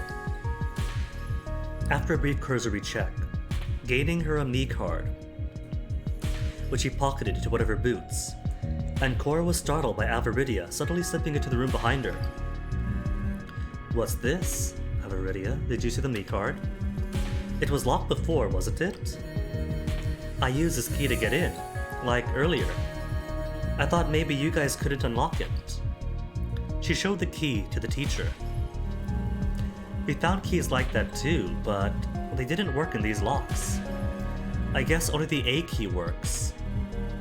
That reminds me. I haven't thanked you yet for saving me, have I? And Cora shook her head. For saving you? Does saving you get you brownie points? Only on 66%? And no trust on anybody else? It's okay. I don't want anyone to die. But I also don't want anyone to get tricked into dying. It's probably the worst. But still, thank you. It's very embarrassing to rely on you, because you're much younger than I am. But at this point I have no choice, do I?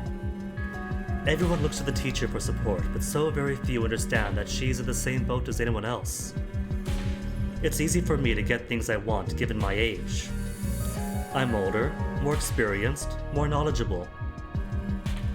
But here I'm stuck, vulnerable, fighting against impending doom. I'm the same as all of you. So thanks for helping me, and if you need my help later, I will definitely lend it. Useful. Are we going to actually make good on that, Avaridia? I don't know how genuine that is, but it seems genuine enough. I can't see her lying like that because, as she said herself, her life was saved. We also can't see her lying because she's wearing a helmet. Oh, thanks. The first thing I need is probably more me cards. Scouring the rooms next to this one, I found one. Maybe the other classrooms here will have some. Okay, I'll go check them too. Let's meet back at the doors. And Cora agreed, and the two parted ways. However, there was only one hallway leading inward. After Cora left the corner room, she walked in the same direction as Avaridia, despite the two of them having given their farewells.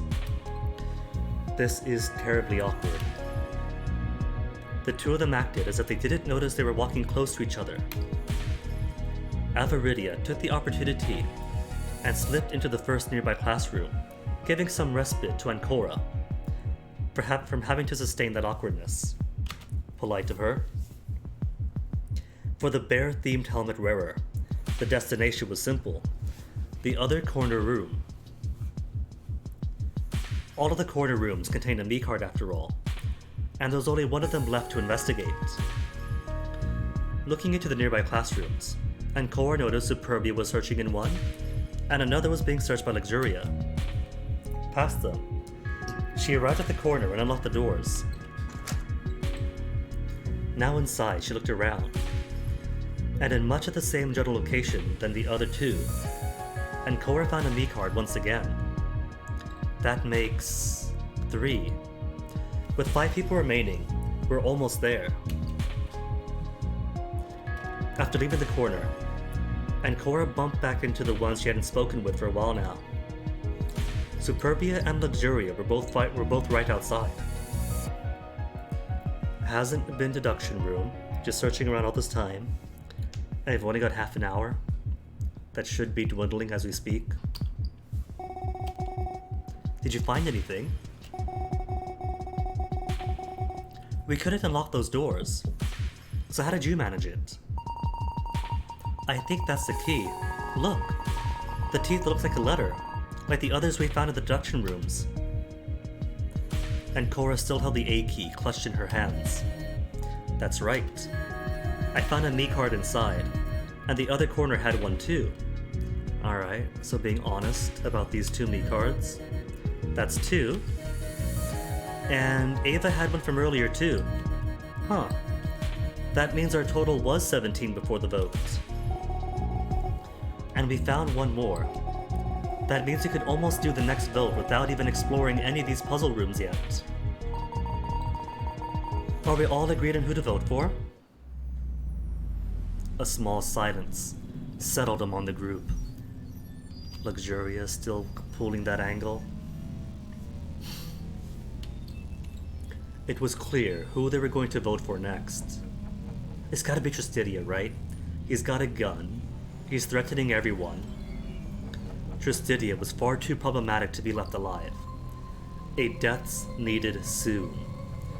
It's around the 45-minute mark. The hour is coming. Right. We need to catch back with the others, see what her haul was, and what is Tristidia up to. He said he was going to do something. If it's going back to the voting room and switching the faces around, it's not going to work. You wrote them down. We know who's where. There are some rooms left here too. I'll take care of them, whatever. Superbia going to take care of them alone when Tristidia has a gun, very likely gotten from the room that told him who the murderer personality is. That doesn't bode well, Superbia. You 2 run off to the others and consolidate the cards. What says you won't keep 1 or 2 for yourself? You crazy or what? We only need 5, we're already at 4 right now. Not only that, but we're running out of time soon. Just go. I don't have the time or desire to conceal anything at this point. Since Superbia seemed like she wasn't messing around, and Cora and Luxuria agreed to leave. Now alone, they walked through the hallway. Out of nowhere, Luxuria pulled Ancora over into a side room and closed the door. Oh no. Better not try to turn us into her new Gullah girl. What's all this about? I wanted to have a little talk. There's something I've been meaning to tell you and all. I don't like it. It's about before. I wanted to thank you for saving my life. Ula's manipulation could have gotten me killed too. Lux, we had the meta-knowledge that she was the one manipulating Gullah, but already trying to work us over. And Cora shrugged, as though she wasn't too concerned. Saving the nice little girl was just as much of a thing she was aiming to do than saving Avaridia too. It's all good, don't worry. Did you have something else on your mind? Luxuria hesitated. It's about Trist. He's clearly dangerous.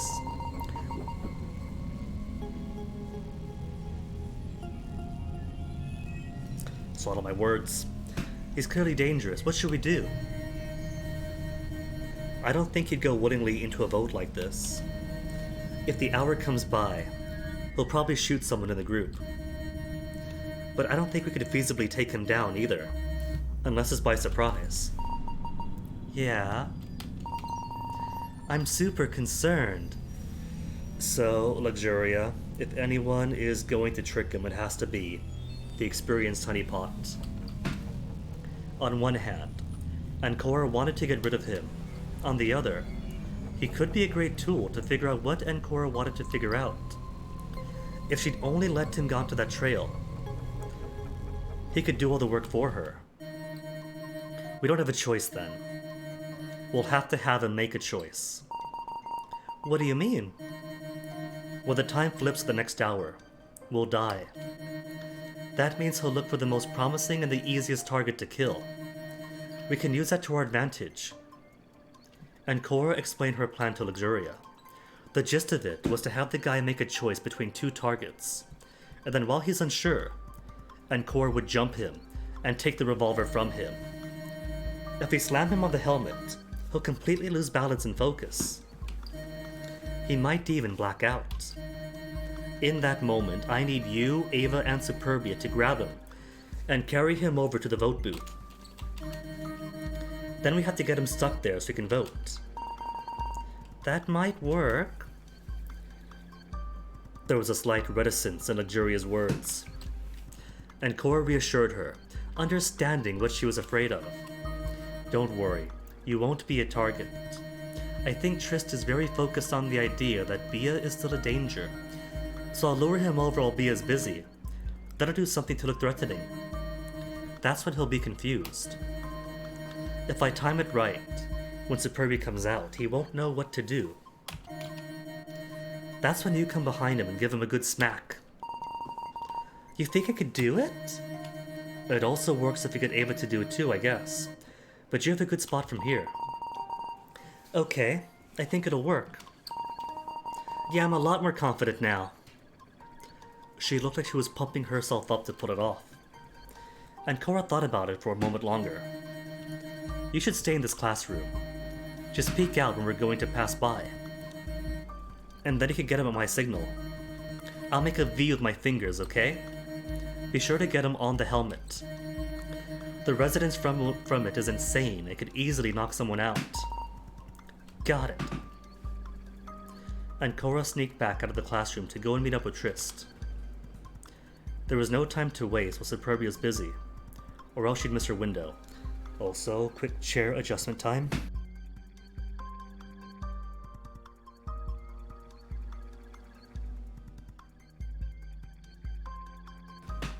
Noisy chair falling apart adjustment.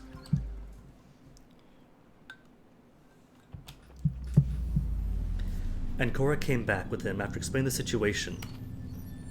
She made up a lie about how Superbia was dangerous, and she was growing increasingly erratic. I'll take care of her. Making it sound like he already made up his mind. Not that the boy had given himself a self-imposed peacemaking mission. Clever choice of words there. It was easy to get him on the warpath. And Cora led him to the hallway where Superbia was still searching, but she stopped near the entrance of the classroom. The entrance to that classroom. Specifically, let's hope Luxuria is ready. Things happened very fast following that.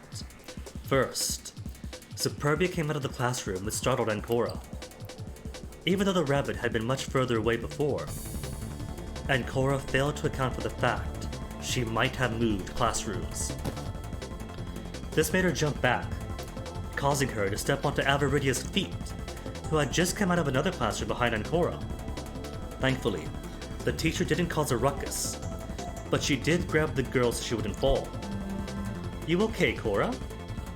She noticed Superbia was out. Oh, Bia's here! Calling out the rabbit's presence, the woman caused Tristidia to turn around with his gun taken out. The revolver was aimed right at Superbia. Uh-oh, this wasn't part of the plan. Now there is no one to take out Tristidia. And Cora looked at the two of them. Well, Tristidia killing Bia is kind of a set point in time at this rate, isn't it? And either way, that's somebody dead to expand the hour. Superbia stared back at Tristidia. It was going to pull the trigger without any questions. It made sense. The timer was coming onto the hour. They only had 1 more minute to get another death. What the fuck is happening? And Cora only had a split moment to act. She couldn't let things take their course and leave Superbia to die, which wouldn't necessarily be a bad thing, since she was one of the weakest links of the group. Or She could shove the girl out of the way of the bullet to protect her. Do I get a choice? And so Ancora did nothing to protect Superbia, or shove Superbia out of the way. This should be a dead end, isn't it? Still on Meliorate. Is that a new one? No, still on Meliorate.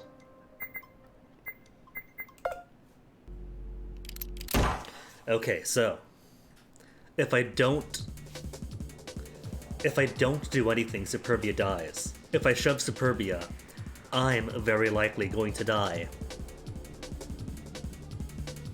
Do nothing, protect her. I'm gonna shove her. Be good, Ancora. And so Ancora. Ancora had to act. Meek. Okay, hold on. Meek is new. That is something beyond Meliorate. Secret bonus routes opening up. One of which takes us to more trials. The other of which might be a dead end. Okay, so this did end at a dead end. Dead end, dead end, dead end. But this didn't. So I guess unless there's a novel in the way. Alright, so long as I'm here. Long as I'm here. Who are we plotting for? Avaridia is on 66. She could be sacrificed. I think there is also a way to get Lux up. Except I'm not sure if we can double up because, hold on, one. Because Lux was down here. Avaridia was up here. I don't think I get to double up on them. Maybe it's gonna be like... Who else hasn't been done? Justidia hasn't been done. Nvidia hasn't been done.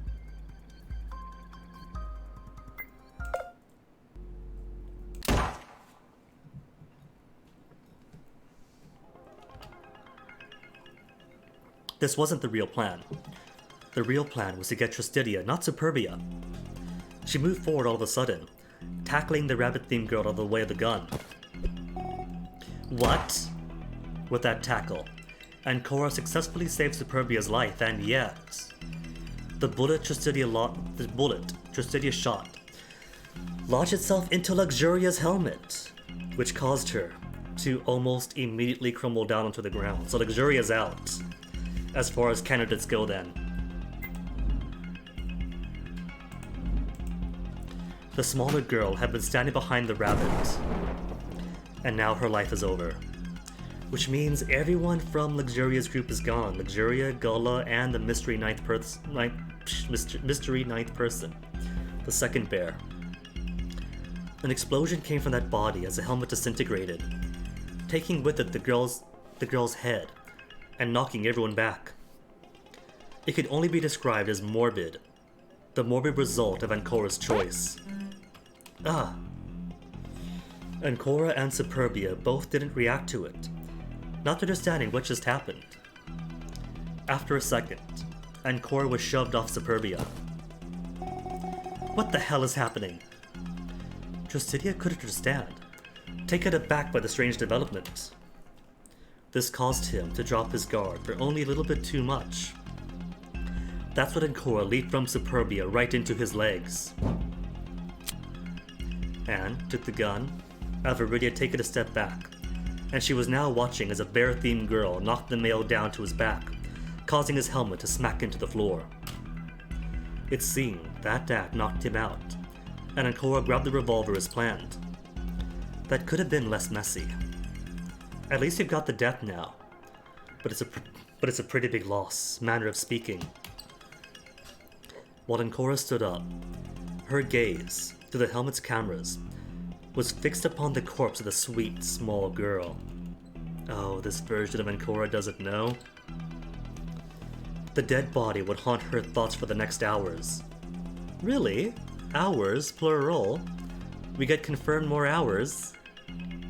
Perhaps even days or weeks. It was a thing, no longer a person. She then looked at the group, and she shoved the gun into her right boot to use it as a holster, shooting off her ankle. No pockets, huh? Picking that outfit might have been a mistake. The next moments were spent in silence, as everyone calmed down from the altercation. By then, it was already 5 past the hour. They only had 55 more minutes before the entire complex would explode. I wanted to avoid this, and Cora grimly made her regrets known. She came to sit down against the wall, closing her legs to her chest and holding them with her arms. But I guess no matter what I do, I always end up with a big mess, huh? Well, it's not really that bad. But now how is the split going to work with only 4 participants, one of which is unconscious? What a waste. At least this deals with one issue, namely the required amount of me cards. She walked forward to pilfer whatever the one Luxuria had. In the same movement, she also took the strange ornate key the smaller one also had. Is it robbing the dead a little tasteless? Noble idea of Iridia, but we're kind of in a life or death situation. I don't think she cares anymore. And besides, you don't have a choice, Miss Proper. If we don't get these things, we're done. And Cora didn't care. What now? Almost as if to answer that thought, a 5th figure made itself known. 5th figure? Who have we got here? 1, 2, 3, and 4. A 5th figure. Is it going to be not Ancora? I'm Ancora. Is it going to be Nvidia, who should be dead? Or this mysterious 5th person? This final person, I mean, this 9th person, who only had a bump to 33 once in a dead end? Hey, look, your boyfriend's back. Viddy? Viddy is alive! It was Nvidia, who managed to skip the vote previously, and who me said he surrendered his right to live. He arrived, pausing a moment as he noticed the unconscious Tricidia, then resumed his walk toward the group. It seemed as though he judged no matter what happened, there was no time to waste, and he was right. Yes, that's me. No questions though. I don't have the time to answer anything. We don't have the time, that is. The clock is ticking, and we've yet to finish these rooms.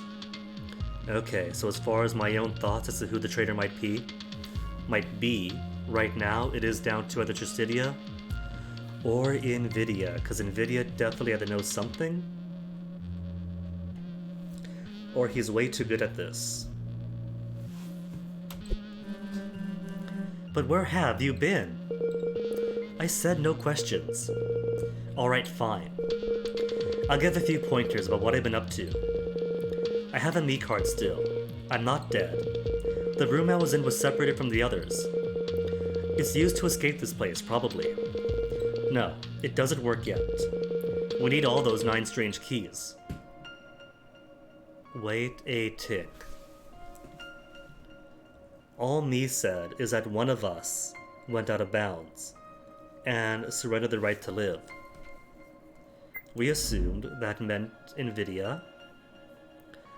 What if it meant this person went out of bounds and is no longer with us on the far left? Or what if that's just a message me gives when someone leaves and he didn't die, but the message still goes out? How many me cards do we have now? 21, is that correct? Counting this one I found in the strange room too, which is a real oddity due to the circumstances of that room.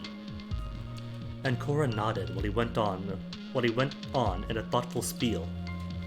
On the side, Superbia was definitely holding back from hounding him. If we'd been back 5 hours ago, Superbia would have definitely flown into a fit of rage.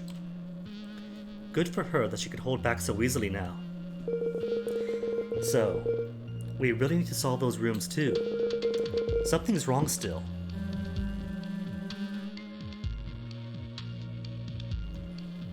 You mean about the count of me cards? Yes, you're correct. We're so far off the count of me cards we have to collect. Yeah, we only had this section 1 hour left. No, less than an hour.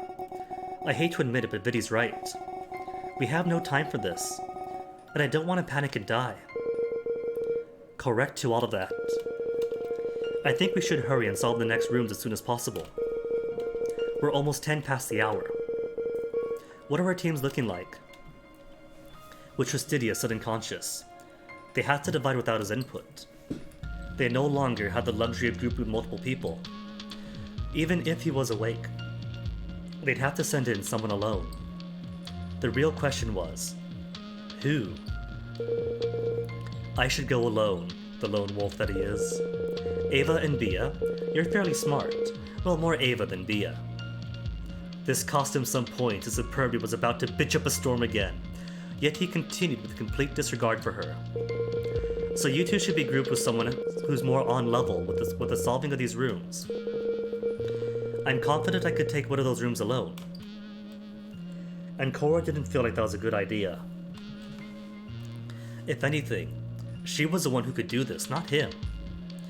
It would be a lot easier if I could do it on my own. I already know the answers and all. Is that why, when I put in the wrong answer, it says stop guessing and just solve it already? I refuse. I'm going alone. Are you sure? Because if that's the case, then I'll go with Ava. Are you insane? This fucker wanted to kill me. She pushed the horse-themed boy's body with the tip of her foot. Going with him is like asking for a death sentence. No, he won't harm you.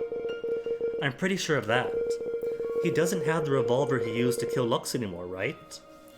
But if they go in a room together, he could just as easily knock her out and leave her in the room beyond the 39-minute limit. Or feed her a wrong answer to give. Nvidia pointed at Encora's boot, having noticed it, and how does Nvidia know this? How does he know that Tristidia had the revolt? How do you know that, exactly? I heard the gunshot when I was coming over. You probably wouldn't have shot Lux, so it had to be him.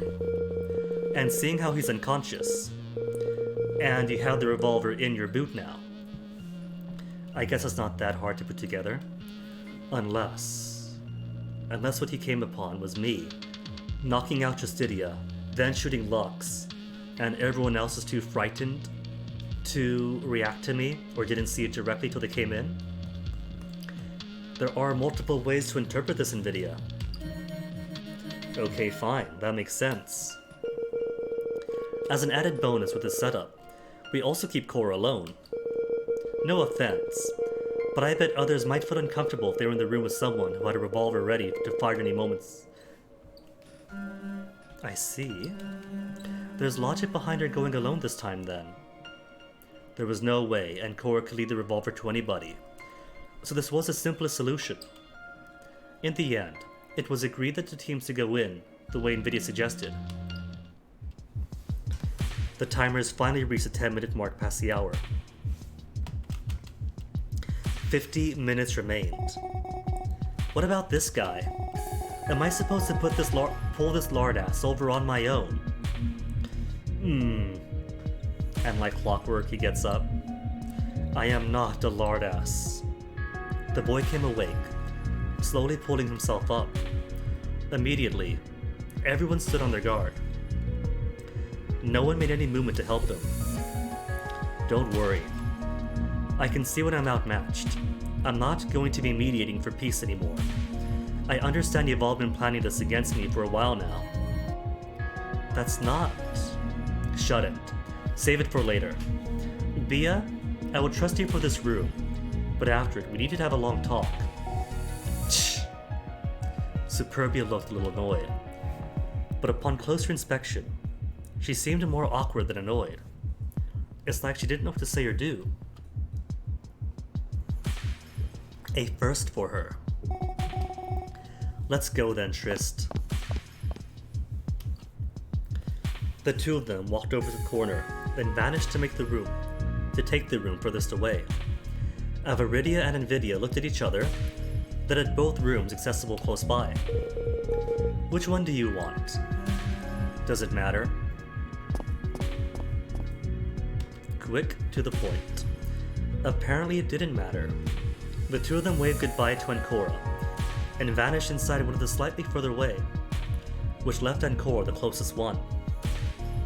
After casting another glance inside of the doorway where Luxuria's body was visible, Ancora went towards the other room. Alone. For once. That's new. At least things will be infinitely simpler now. I won't need to hide. Oh no. Astrological symbols. Ancora stepped into the room. The symbols and this layout is giving me major 999 PTSD. She didn't wait for the talk with me, already looking around. The room was a little strange. It had a ceiling with a few spots of lights. A little reminiscent of a square. For some reason, Ancora thought of stars too. Before she explored much of anything, her vision shut down. The door locked at the same moment, trapping the girl and preventing her escape until she unlocked it again. Welcome to the stars. Let's drop all the pretenses, shall we?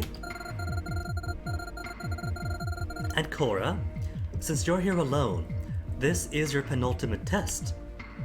Wait, this isn't what I recorded. Ancora, this isn't the first time it's gone off the script. In this room, you'll have to solve something that's very important to you. You don't know it yet, but it is of the most vital importance. The question for you is, what are the keys? You can think of the answer by mulling it over, or you can solve the room. While the answer should be simple if you think about it, solving this room will safeguard the future itself. I don't need to tell you what happens if you break the time limit, but I will anyway. You will die, much like the rest of them. There will be no surrendering of rights. You will merely, cleanly, completely, inexorably die. If all goes well, this is the last time I'll be contacting you like this. Everything has been built to lead to this moment. Oh cool, has it? So is this the true golden route? Don't disappoint me. We have now reached a 50% chance of success. 50% chance of success? Because I have all these lined up? Maybe? More data uploaded? I still think it's fake. I'll see you later. This isn't what I prepared, but was prepared. Someone tampered with the setting, and there's no doubt about it by now. If there was even any left, there's a usurper somewhere. Is it the traitor? Or someone else? That was really strange, but I guess I had no choice. What are the keys? Looking at the long room containing a strange table, Ancora mulled it over. After only a minute, she decided to instead investigate the room. There's no helping it. This time, I'll need to invest myself much more. Someone's usurped me, and I don't like that, not one bit. Usurped lowercase me? Deduction. Okay, what have we got?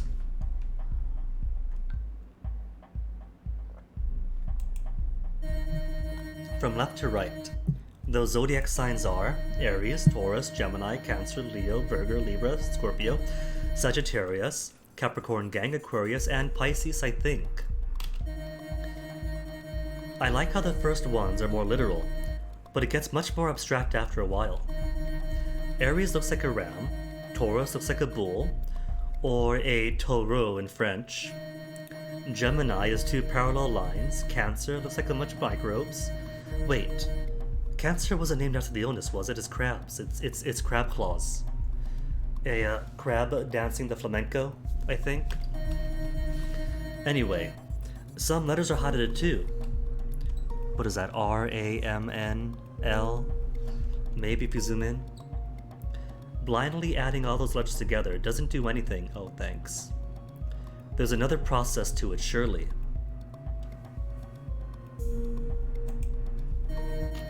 In order from left to right. At g k l v skap for short. Which is not very short.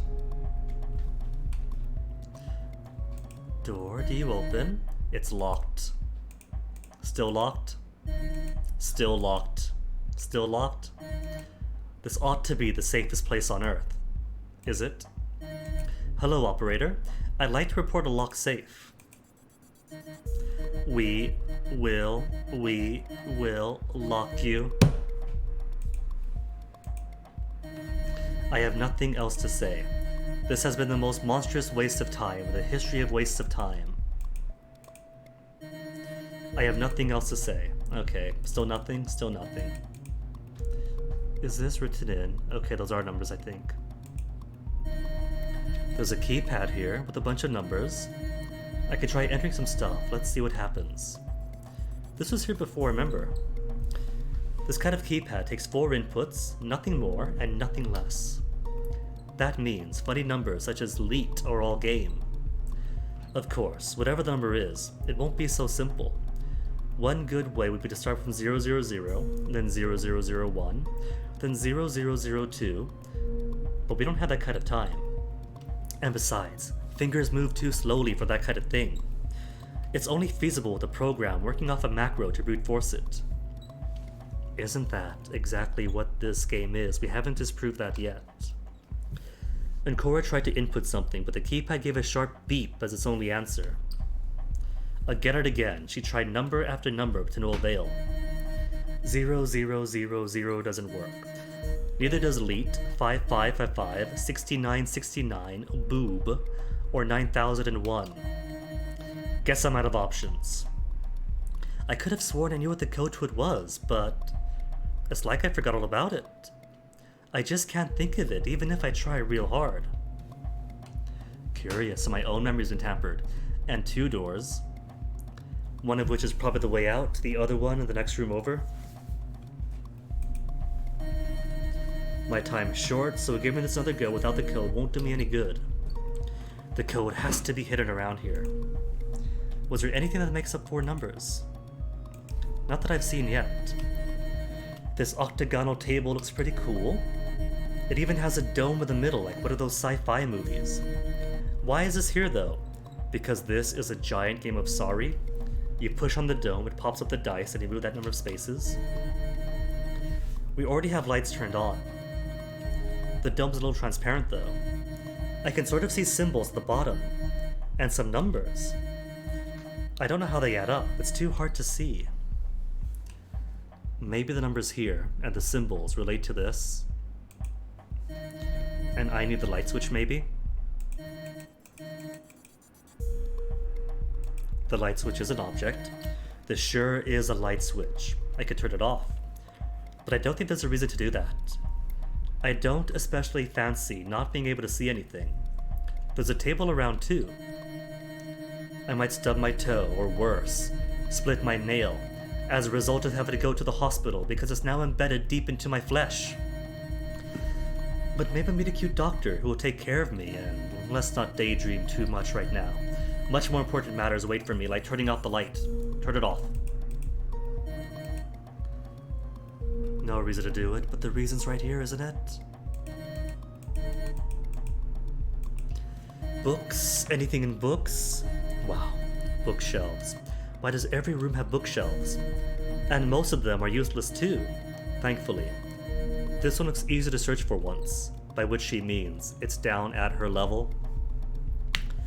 She pulled a piece of paper from between 2 books. Upon unfolding it, she read its contents, rather confused by them. It says, half 2 equals 4r 2l. Okay, half 2. Half 2 is equal to 4r 2l. Maybe this means the first half is an unknown combination, the second half is right 4, then left 2. But halfway 2 equals 1.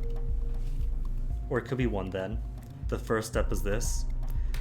Either the first step is this because half 2, or this is the second half, do this second. I don't get this. If I had to guess, it's just half the full picture. And Cora spent some time looking through the various books, but there was nothing else that stood out. However, she did notice that all of the books in there were real, not fakes for once. This is strange. I hope I don't have to flip through them for answers. She picked one up at random, titled Complete Study of Nomadics. She flipped through the pages, noting that indeed it was a real book this time around, unlike the previous bookshelves that contained plastic copies at best. The brain. Yeah, I don't get any of this. Just gonna put it back on the shelves.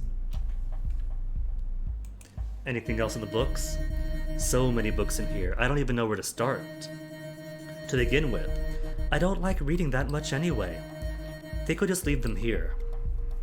Some of those books probably are worth the real fortune though. Some of them look pretty old. Yellow pages. And I'm not talking about the titular phone book. These have been yellowed by time. And Cora took a look into the bookshelves too, finding yet another item. 2 pieces of paper in the same location. That's lazy. Anyway, this one associates Gemini to 12, Cancer to 5, Leo to 1, and Libra to 8. Oh no. Alright, Gemini is 12. Cancer is 5. Leo. Of course, Leo is one that is such a Leo thing. Libra 8.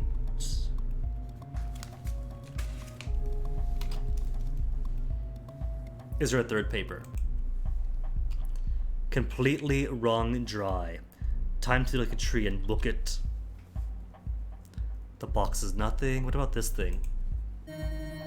It's a chest. It has a small wheel with colored components on its side. I guess I have to form some kind of colored pattern, but I can't see what it should be. This will never unlock until I find it. Apparently, it's 5 colors long, and it's on a white pedestal. Might have a better chance figuring this out by going to the other room. If you insist, Cora. Anything else to spy? No, there's nothing else but the doors and even the lights. Don't count for a thing. Ding dong? Who's there? It's Lo. Lo who? Locked up. That's what I am. No getting out right now. Bum, bum, bum. Pretty. Oh, that's a puzzle, isn't it? Red, blue, green, white. Blue, white, green, red. Half 2. L. 4R. 2L. 4R is red. 2L is blue. If it's related. Light switch. I can't play with the light switch. Are those words? Pisces, Leo, Cotton, Cordrid, Scorpio, Libra, plants. This is a very interesting room. Some plants with the flowers are strategically placed against the walls, containing high-grown grass too. Are those drugs? I can't tell. Doesn't look like any drug I know. Not that you know of any drugs in Cora. Stop acting like you've taken any, it's not cool. But anyway, those plants are very peculiar. They climb on walls and form random shapes, it seems. It's kind of hard to make out anything on the wall, but the ceiling has more answers. One of the plants is forming the word kill at the top. Is it? I guess so. I guess that's that one, huh? Kill Pisces, kill Leo, kill Scorpio, kill Libra. Next to it are Leo and Pisces. I hope you don't have to kill anybody to get out of this room. maybe I should note that down then. Kill Leo Pisces. Don't think I don't see Libra all the way there in the corner. Yeah, if that's the case, then whoever enters here alone would be stuck. I don't think even the person who usurped this game would do that. Speaking of, I have my own theory on that, but I'll think about it later, after this seduction room is over. Keeping cool, keeping Anches away from me. And Cora touched the plant to see if it were real. Indeed, they were. And in fact, very much alive, too. These things must have been grown recently. How fast can plants like this grow, though? You can't do that overnight. This room must have been prepared in advance. And there's something about it that really unsettles me. I don't think there's anything else to see here. The plants from this side form the words Kill, Leo, and Pisces on the ceiling. Okay, alright, so different planters make different words. Because it's Scorpio too. Kill, Leo, Pisces. Okay, I'll mark you down for one plant. Kill, Leo's, Pisces. Some planters line up against a wall. The climbing plants coming out of them crisscross together until they reach the ceiling, where they split up to strange shapes. They even write some words. There's Scorpio from this climbing plant. It's kind of hard to make out due to the ceiling. I have to look at it under a certain angle. The girl had been rotating a little to try to see all that. There were no other words than those written by the three planters in that corner of the room, though. From yet another angle, something caught her eye. Huh. There's something behind the climbing plant. A piece of paper. I didn't even notice it before because it's rolled up and hidden there. On it, there are some symbols of numbers. Pisces equals 2. Pisces equals 2. Aquarius is 3. Sagittarius is 6. Taurus is 11. And Cora took the paper with her to keep alongside all the objects that could be carried around. Nothing else to see, merely moved along. This plant spells out Scorpio. No use getting rooted in the thicket of the matter. It's vine. Let's just leaf and branch out to some new location to catch wind of the answer. We're right on the hedge of an important discovery. Oh, I love her already. Anyone who is good with puns is good with me. Some more planters are over here. This one's got 2 plants coming out of it, but only one of them is spelling anything at this angle. I can see it spells Libra. She turned around, trying to find the right angle to read the other one, since it was all jumbled up on the ceiling. And the other says Capricorn. Oh, I didn't see that. Cheater, it's off screen. These puns are excellent, and I will hear no contrary to it. Libra and Capricorn. Libra and Capricorn, then. This is all so mysterious and weird. Who would have expected a greenhouse to be here? Not me, that's for sure. Yeah, and this had been planned before. This room is nothing I was going to do. Is it my aide? Did he take over somehow? The guy who helped me by programming all these funny puzzles? No, it can't be. That's just not possible. Not even he would have the kind of wealth needed to do this modification. And without my knowledge most of all. I can talk. I just realized I can talk. To Ancora. Since I'm here alone, I guess I could think aloud about this room.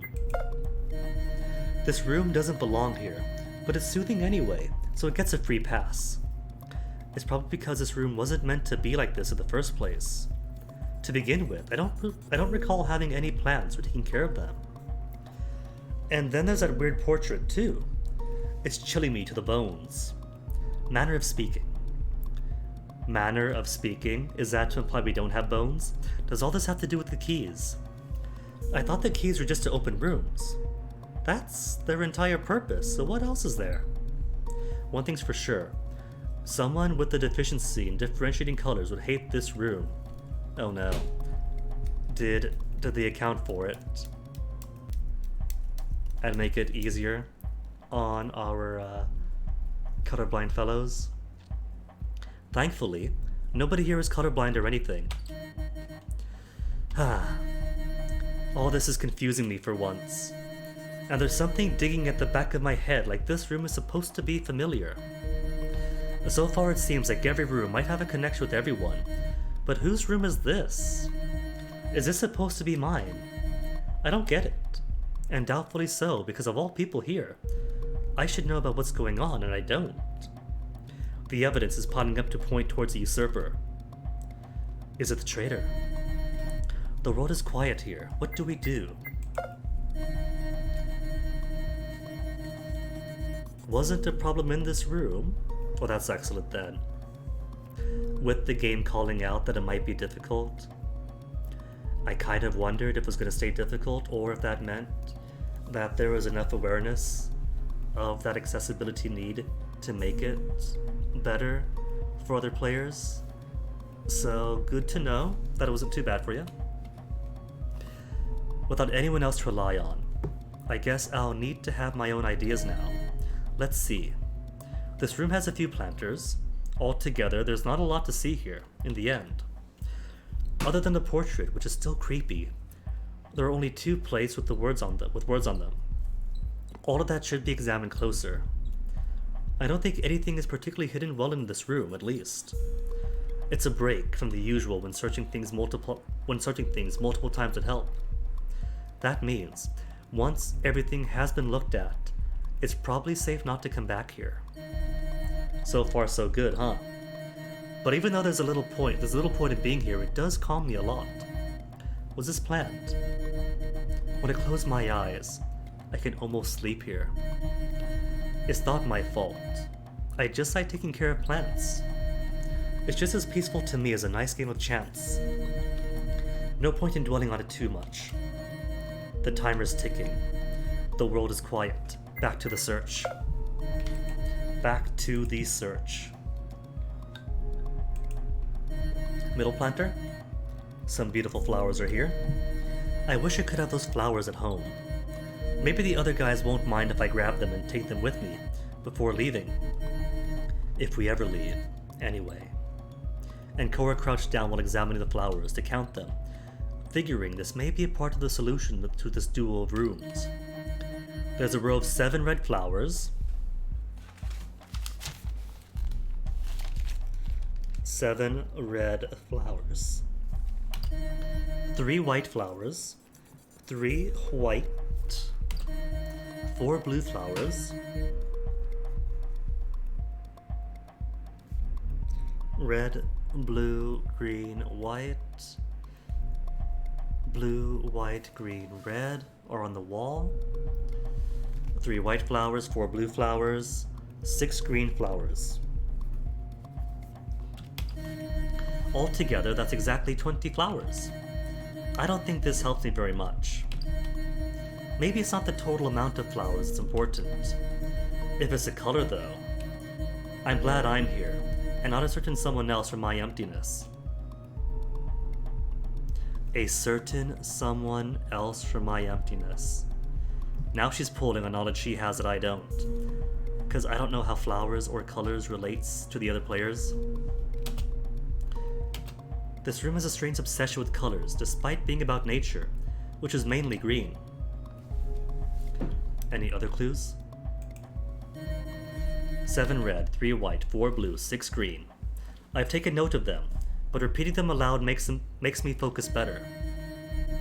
I still want to bring them home. The flowers, not the grass. I'll leave that part to my sister. I was wondering, cause here I thought that we were the dead daughter the dead principal daughter. But Gullah is a daughter of the principal.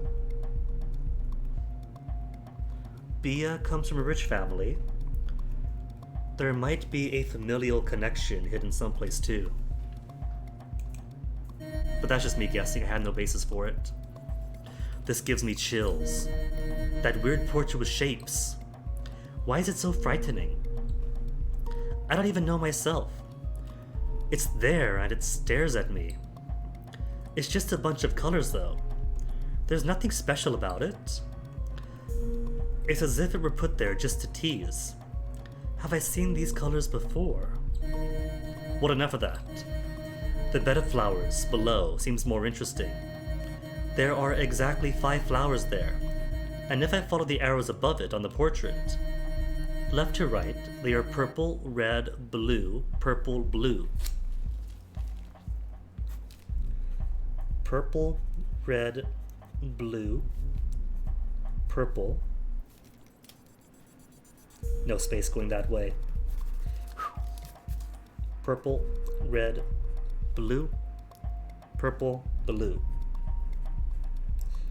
Write all the details. But wait, there's another arrow on top and it's white. In reverse, it's just the reverse. I wonder what that's all about. Guess I'll keep all of that in mind. Oh, there are 2 plates affixed to the wall too. One of them has a list of colors in some order, and the other has much the same, but in a different order. Am I supposed to use this to figure out a word? No, maybe a number. Even if that's the case, how are we meant to decode it? Each side is 4 words. So if it's for the keypad in the first room, is it that simple? Somehow I doubt it. The light's nothing. Just everything we see. Rather not look at it. The fright from before is still so puzzling. What's with this portrait that causes such inherent uncertainty? It's alright, Cora. I don't get it either. Anything else to put together? Now do we turn this on? Lights off. Still can't turn the light off. Anything else here? Nothing else here, nothing else on the bookshelves. Make like a tree and book it, nothing else to say. So I got half 2 equals, but don't have a first half. Found on the bookshelf, list of these. 2 blanks in here. Half 2 equals 4R, 2L. Killed Leo and Pisces, Scorpio, Libra, Capricorn. 7, 3, 4, 6.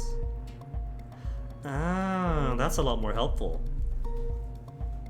Okay, alright. Except wait, purple, red, blue, purple, blue. Let me see. Hold on. Red, blue, green, white. Red, blue, green, white.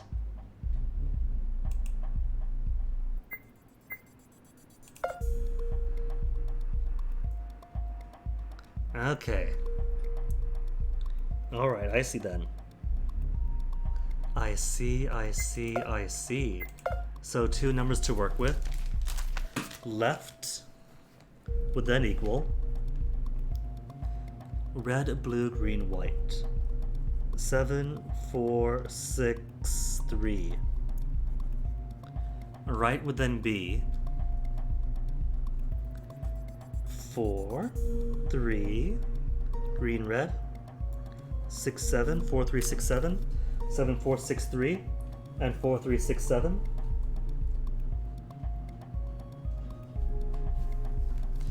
I'm not quite sure how half 2 equals 4R2L fits in just yet. Ooh, half 2. 4R would be red, which would be 7. And then 2L would be blue, which is 4. And if I had the first half, that would give me 2 more for a combination.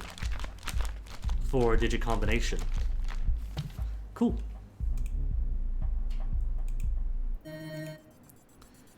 But I have a code. I got 2 codes. Yeah. I do have things that made up 4 numbers. Cora. A white pedestal. So white arrow should be correct. And the reverse order of the flowers, blue, purple, red, purple. That's the cookie. I'm not even sure what that expression means. Inside the chest is just another goddamn paper. On it's written, half 1 equals 1L3R. Half 1 equals 1L3R. 1L, but half 1 is 0.5, not L3R. None of this makes sense right now. It feels like that's not the whole picture, or the whole paper as it is, because you gotta go back. 1L, right? 1L is red, which is 7. And 3R is green, which is 6. 7, 6, 7, 4. Rather not look at it. I think I got it. I got the code, Cora! I got the key!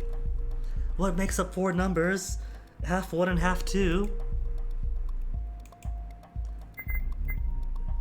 Use her head to crack the code. There's too much to keep track of. I need to think of the greenhouse. It's a lot more calming there, and helps me think and makes sense of things. Okay, fine. So you could have the portrait to fall back on. Use your head, crack the code. Use your head, crack the code. If I use my head to crack the code, I think I can do it. In this room, we have a lot of things scattered around on the walls and in the planters. Even though they're jumbled in 2 different orders, the L and R columns are made of 4 colors. That might be helpful in some way. I already messed with the flowers under that weird portrait, so I doubt those are going to be used again. But I've yet to do anything with the 2 orders. But even if I think about them, the code I need is made of 4 numbers, not 8. For preliminary testing with the number pad, it's 4 numbers long, right? So then, what are the numbers and in what order do they go? Okay, this is my time to shine. 7, 6, 7, 4. Right, right, right. 7, 6, 7, 4. There you go. The answer was 7, 6, 7, 4. 7, 6, 7, 4. So that means we can now use a code in the stars room on the pillar with the number pad.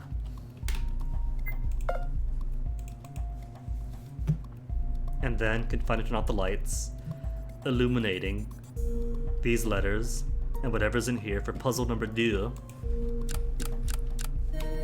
Got it. Hey, lights. But too much light. Now this opened the safe, I think. Was it that easy? I still don't know what the answer to the question is. Ooh. It seems to have all settled up the table in the middle of the room. Now the dome is giving off a faint light. That's so strange. Yeah, I think this activated the table. Whatever it does. And unlocked the safe. It should not be possible to take stuff from it. Most likely the me cards and everything else. But why do I have the odd feeling that it's not everything that's in this room? Is a safe really the end goal? Still don't know what the answer is. Well, we could turn the light off first, can't we? Now that the dome has been lit, maybe it's worth turning the lights off. It doesn't seem to display anything when the lights are on. And now,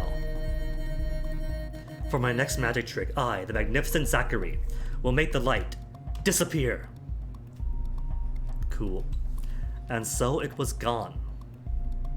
The lights went out when Ancora flipped the switch, revealing patterns exposed on the ceiling. Patterns that I can't click on. table for up here then? Ah!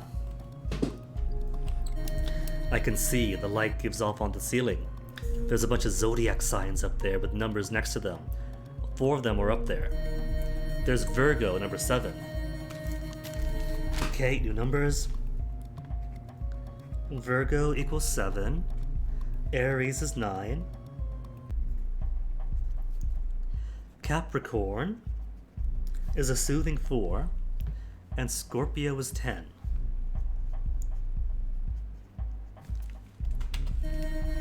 I wonder what that's all about.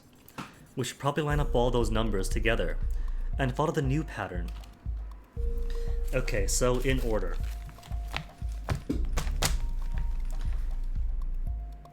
One, 2, 12, right? So 1, 2, 3, 4, 5, 6, 7, 8, 9, 10, 11, 12. I can count. So 1 is Leo.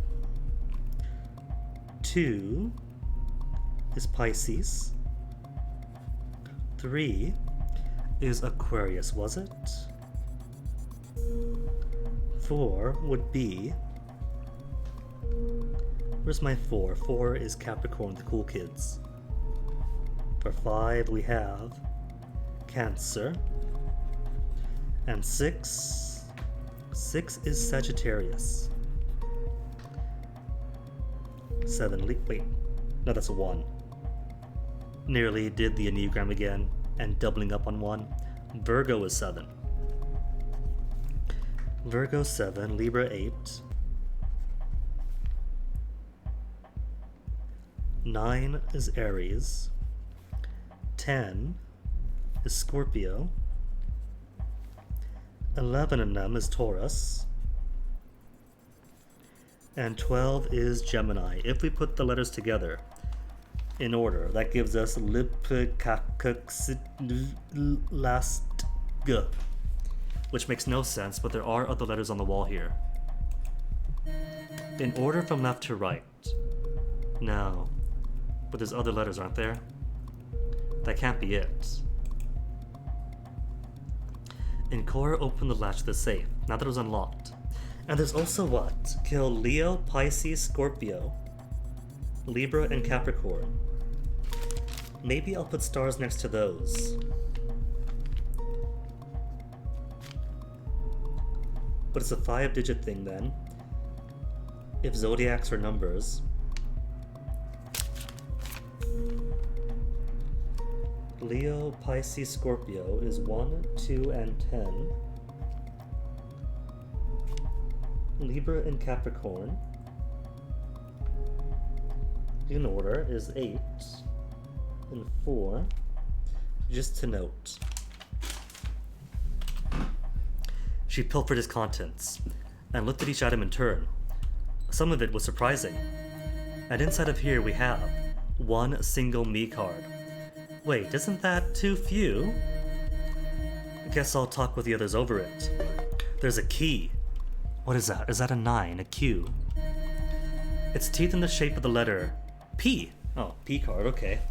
So we have, as far as shapely keys go, G, I, A, L, and P. And finally, there's a piece of paper.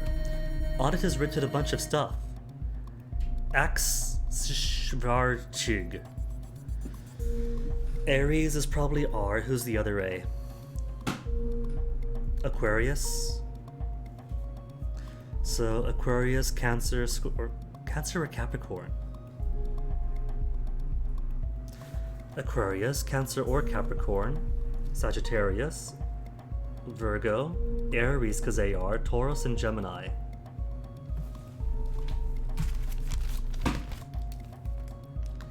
A, C, S, V, R, T, G.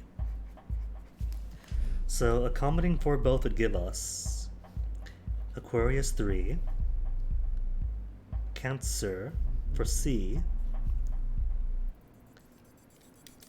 which would be what, 5? 3, 5, 6. Virgo is 7.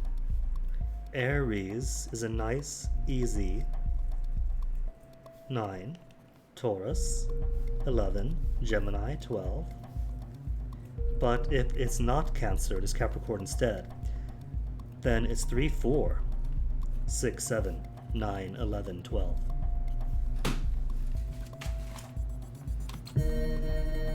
I wonder what that's all about. Why are all the letters capitalized except for the R? And that's it. This doesn't bring me any closer to the answer, unless this piece of paper is important. Time was ticking, and Ancora started to figure out what the heck was up with this room. Having no one to talk with was certainly taxing on the poor girl. Talking to yourself is probably not the most mentally healthy thing to do. Or so would argue many experts in this field. Remember, if you have mental issues, please consult a professional. Thank you, game. While closing the door, Ancora spied yet another item inside. She didn't notice it before, because perhaps she just didn't want to acknowledge its existence. But now that she was closing the door, there was no helping it. Inside was a shotgun, which she pulled with slight apprehension. Hello? Are there shells for the shotgun? Son of a truck. That's the same kind of shotgun that's used in the voting segments. I guess I can take that with me. The rule said everything from the safes was fair game. Ancora closed the door and left the shotgun there for the time being, since it probably wasn't used inside this room. No, it was best used for defense, yet its appearance was nothing but trouble. Oh, now I have 2 guns. Oh, this is not going to be a good look for me. Anything else? Nothing in there except for a shotgun, just like in my life. Well, she said that it's madness to talk to yourself, but we kinda gotta. Since I'm here alone, I guess I could think aloud. What about this room in particular? I feel like there's something inherently wrong about this room. Like something is not meant to be like it is. It's probably because this room wasn't meant to be like this in the first place. This room was supposed to have a name, and finding that name was a subject. Me just straight up told us the name, but I didn't record that. Instead, it's about the keys? Now that I think about it, even those keys are suspicious. But I guess it's not really the right time to think about that. I mean, it's the subject of this room, but it's not this room itself. There are zodiac signs, all 12 of them. I can note down the order if I look at them more closely. There's also a safe underneath them. Hold on. What if I was wrong? No, it can't be the zodiac. I was thinking, what if the keys are the zodiac? There's G for Gemini, A could be Aries or Aquarius, there's P for Pisces, L for Leo, but then what's I? There is no Y. I guess it'll unlock when what? Oh, this is confusing me for once. And there's something digging at the back of my head, like this room is supposed to mean something. So far it seems like every room might have a connection with everyone else, blah blah blah, saw that already. Traitor, usurper, room gives the creeps. Anything else special for this room? Zodiac signs are fairly interesting. Wonder what's up with the table in the middle. A dome coming out of it, some books on the shelves to the right. The door to go further in is unlocked. Go back and forth between the 2 connected rooms. Part of the process, did that already. Search multiple times for better results.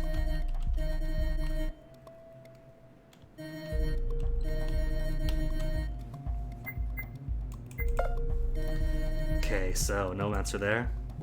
And I'm not going to click for that yet.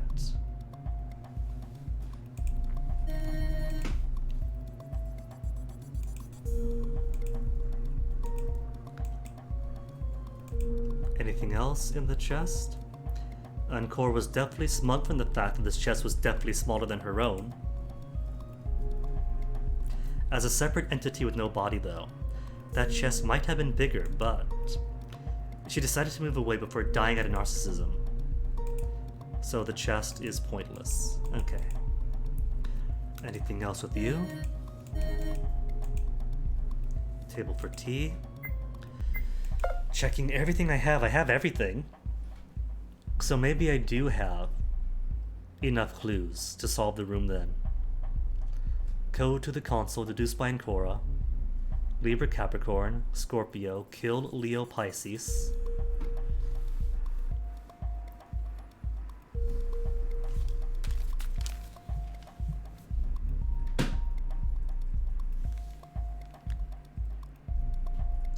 ACSVARTG. I don't know what this goes to though.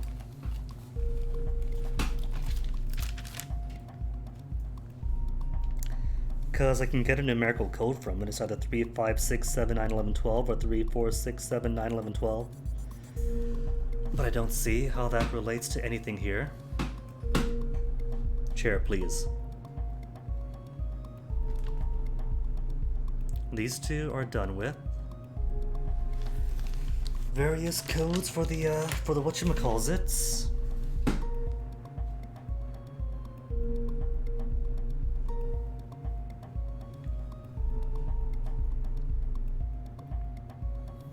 Wait a minute. Is this inventory thing?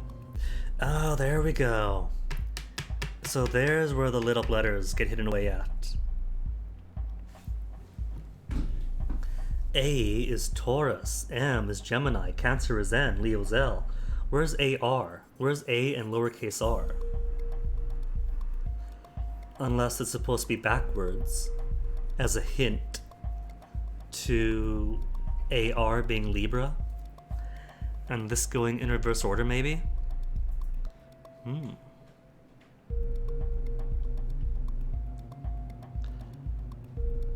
Because I was guessing AR was Aries, but here Aries is a capital R.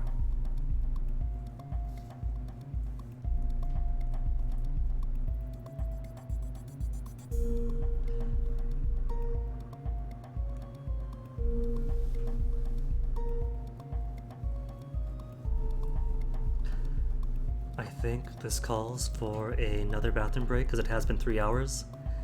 So I'll be right back and get a little less pressure off my mind to devote all my brain power to this. So give me a sec.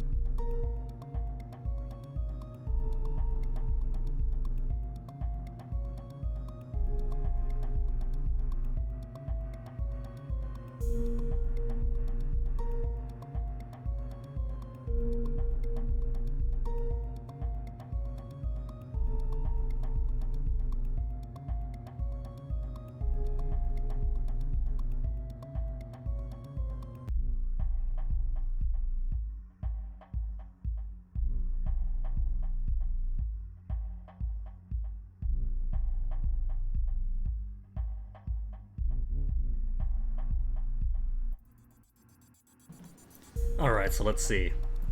We have a couple of pieces of clues we haven't used yet. Namely, your numbers. Haven't used these numbers yet. Haven't used the plants telling me to kill Pisces, Leo, Scorpio, Libra, Capricorn. And have these random capitalizations in order. On top of which is ACSVARTG.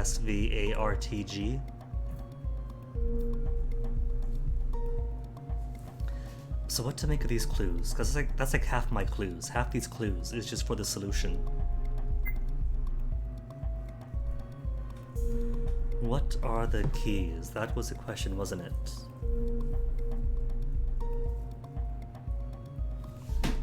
What do we have as far as keys go? G, I, A, L, and P. They could be sins. Greed. I would be what? Irateness. L for lust, A for avarice, P for pride.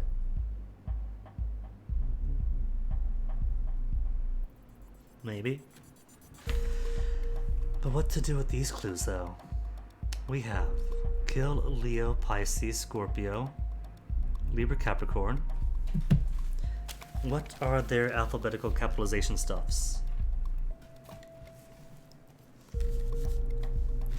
Leo is L.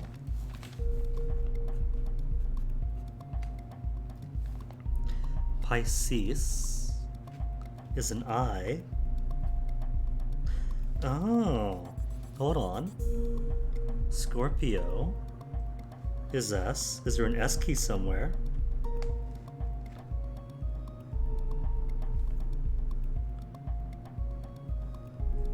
Libra and Capricorn. A and N. Kill Lisan. Kill Lisa N. Do I have a Lisa N? I have a Nico. But no Lisa.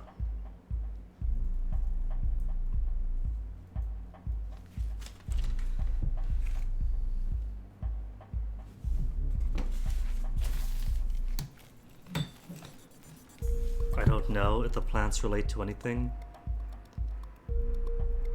but it is a clue. 3 clues even. Half, not half my clues, but all this takes up half. Numerical values for the zodiacs. ACS VAR-TG. According to this, what would be those letters? Half 1 or half 2? Oh, Cyber 7. Who's got A? A is Taurus.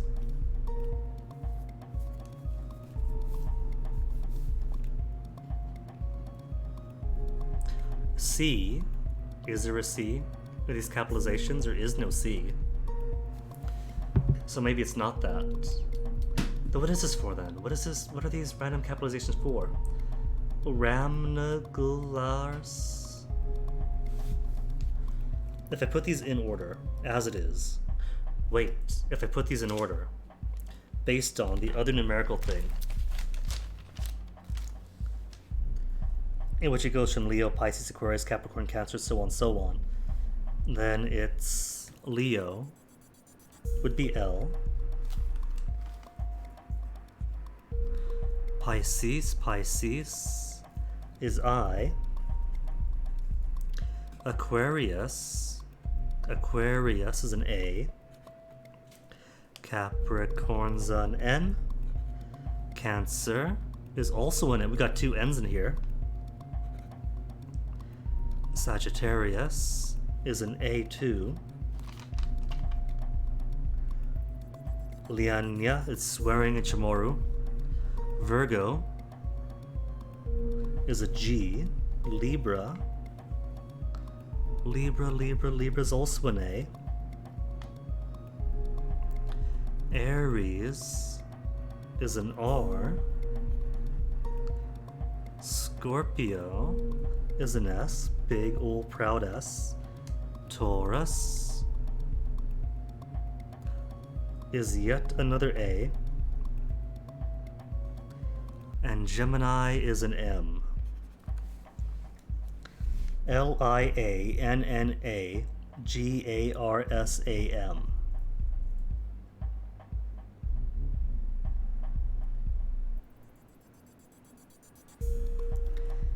If I kill Leo, Pisces, Capricorn, and Libra, that leaves me ANAGRSAM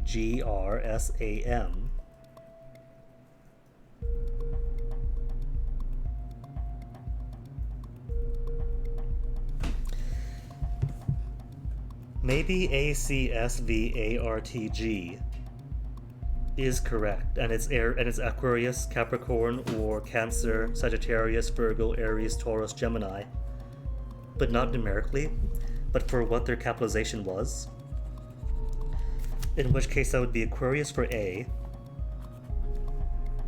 C, if I kill Capricorn, would be Cancer, which is N. Well, they're both N. Doesn't matter. N is N. A-N, Sagittarius. Or Scorpio. Is S Sagittarius or Scorpio? Because Sagittarius is A, and Scorpio is S. A or S. Virgo is G. Aries for AR, because that's nice and proper, is R. Taurus is an A, and Gemini is an M. Anagram. The keys are an anagram. You see, I was wondering about that. That's why I've been noting what letters a key are. We do have G, I, A, L, and P, but we don't have keys from every single room yet, so we don't have the full picture for what that anagram is. But cool, confirmation and an answer. The keys are an anagram. Here goes nothing. I think I have the answer. The girl braced herself. For once, she was completely alone. There was no one else to counsel her on her answer, or to answer for her. Not that she ever let anyone else answer anyway, it just wasn't in her nature. She inhaled deeply before speaking out her mind. There are funny answers. You know, I never thought about using funny answers. I always thought that if you get the answer wrong, your head blows up, you surrender your right to live, game over, start a new file. Until it told you stop guessing. The keys are... What are the keys? Anagram. What if I just put keys? The keys are keys. Since now we do know it doesn't always kill you right away, at least once it doesn't.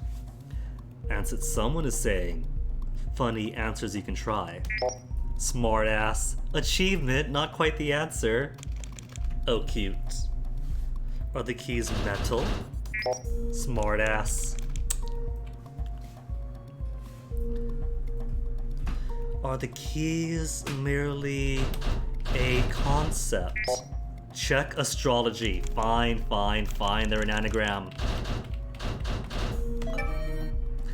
Anagram!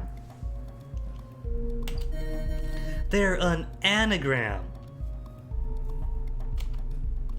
The door's lock came undone. However, she did not leave yet. Not without the shotgun, huh? She still had quite some time ahead of her. That this was the answer brought her to think about the keys again. An anagram, huh? An anagram. And don't we have mid-air avionics? That does not have a G, an L, or a P? How many letters do we know so far? If we take the key teeth as being letters themselves, we have A, P... what were the others? I can't remember. Oh, and Coral, that is why you have me around to write things down for you. If they're an anagram, though, that's worth considering later when we know more of them. And this might be a little weird to think about, but I feel like a lot of this room just flew right by. It's as if answers were coming to me without any need to think. After a few moments, she decided to leave the strange room behind. It had been quite an experience. A room with zodiac signs attached to a greenhouse. She found a me card, a key with a P in its teeth, and a shotgun, which she took with her. Maybe it was better to leave it behind, but Ancora preferred taking it with her. Maybe for once, she'll finally have the control she wanted over this game.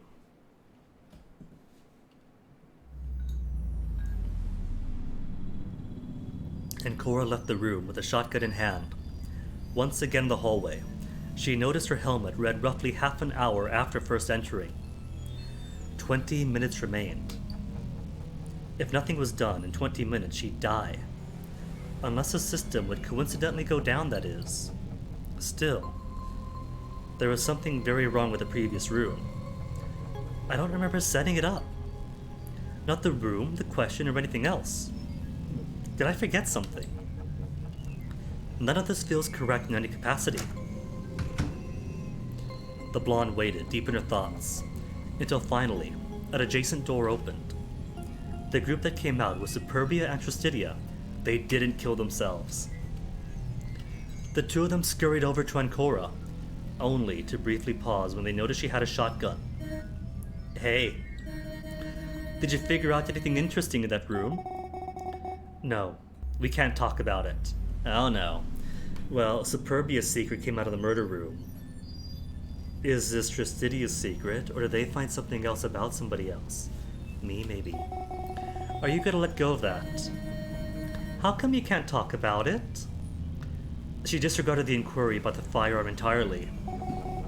We were told by me that if you talked about it, we'd die. Oh no. Enforcing incomplete information. Did she say you'd die? Not exactly. She never specifically said we'd die, just that we'd surrender our right to live. I've always wondered what was up with that strange wording. He shook his head in a dismissive fashion. And what about these bowls? She pointed the cyan and red bowls the two of them were carrying. All Superbia had to say about it was a shrug. They were in the safe that contained the me card and the key we found. The me card. Also, only one for them. We each took one, but I don't know what they're for. Anyway, what about you? Did you get told you couldn't share your knowledge too? He seemed less bothered by the shotgun than Superbia was. No. I don't think it's really going to be helpful though. So I'm going to hold off unless we need it. It's definitely going to distract us. And we don't have time to go on wild tangents right now. Time is always working against us, isn't it? I see Ava and Vidi hadn't come out yet, and are you two going to tell me what the letter your key is? Going to show it to me? Almost as if on cue, the two of them emerged from their room after the door unlocked. The 5 survivors reunited together and shared their meager findings, namely, they all had one me card and one key from each room. Nothing else. Other than Ancora's shotgun and the 2 bowls. Together, this gives us 24 me cards and 9 strange keys. 9 keys, of which I have 5 letters. So between their 2, they're holding out on 2 other letters on me. We're missing 15 me cards. Yes, we are. However, I have a bit of a plan. But I can't share it with anybody except for Trist. Is it that somebody dies, extending our time again? Because I think we know that plan. Why is that? That's what me said. I don't know why either. I just can't tell anyone else. If you'd excuse me then. I don't have much time, and it takes a while to explain, so... She reached for Trist's wrist, pulling him away from the others. The 2 of them vanished into the hallway. I think we should follow them to eavesdrop? Nah, give them some privacy. The 2 lovebirds need it in their final moments. And Cora stayed silent. Just kidding. In reality, we can share it with you guys too, but I don't know if it's a good idea for now. I think she just made it up to get away from your gun. If we could fire it, we would solve the problems of needing 2 more deaths at least. I figured it might cause something like that to happen. I have no intention of shooting anybody. And besides, even if me really said that, you haven't been punished for breaking into somewhere you weren't meant to, right? That's also correct. I guess whoever is behind this is very fickle. Impossible to understand. On another level than humanity as a whole. So what do we do now? Do we just sit here until the others come fetch us again? That seems to be the plan. At least we're back with our original group, huh, Grumpy Face? I am not. Whatever. It didn't seem like she had the energy to oppose NVIDIA in such a way anymore. And Cora was just as tired, as is my time apparently. This entire ordeal was taking a toll on her too, both mentally and physically. You know, we haven't really done much chit-chat in general, huh? Like talking about the weather? That's kind of useless. A lot of things are useless, but everything has a point too. Let's say you fire up a random discussion around colors. It's not just about the colors themselves. Of course, what color you like best will never be important unless, say, you end up dating someone, and they want to give you a present of the color you like best. However, just talking about it can be refreshing too. It's the basis of all communication. It's not just about the subject, but also about the manner. How you approach the subject is interesting too. I see.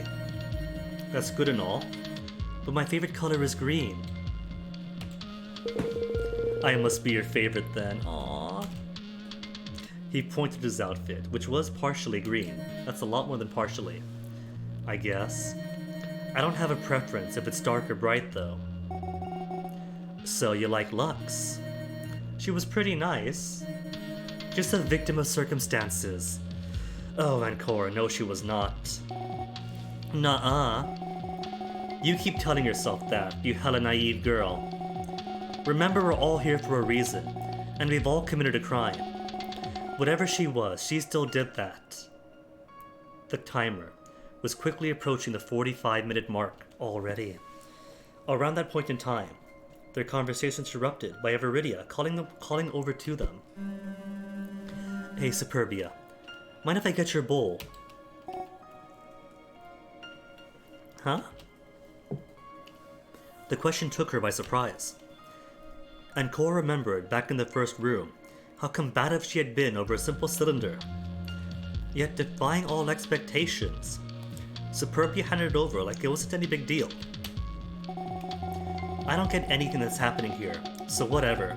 You can have it. Thanks. And with that done, the woman walked away again. This time, the group's curiosity was piqued. It was like Superbia said, none of them was getting anything that was going on. Even I am at a loss now. After a few more seconds, they decided to walk out, believing the sharing information between the two others had taken long enough by then. They walked through the hallway, still without signs of Everidia or Tristidia. They walked back to the main room, and on the stairs were the two of them. On the ground were the two bowls. One of them, the cyan one, contained all the Mii cards the two of them had before. Tristidia waved them over. I was going to fetch you soon, but this is fine too. So, I can't share what's behind this, but I can share what my plan is right now. We take a Mii card and vote, right? Not yet. I know the timer is ticking. This is important, trust me. First of all, here in this bowl are all the Mii cards we got except the ones each of you are carrying, all of which totals 15, since none of them were already discarded. He stared over at Cora. The girl understood that this was all due to her and Luxuria, as they placed the Mii card into the machine earlier. But that's fine, we're still good to go. I'll need each and every one of you to put your Mii cards into this. We need every little bit we have left. Some of them weren't active anymore, since they'd been used for a previous vote.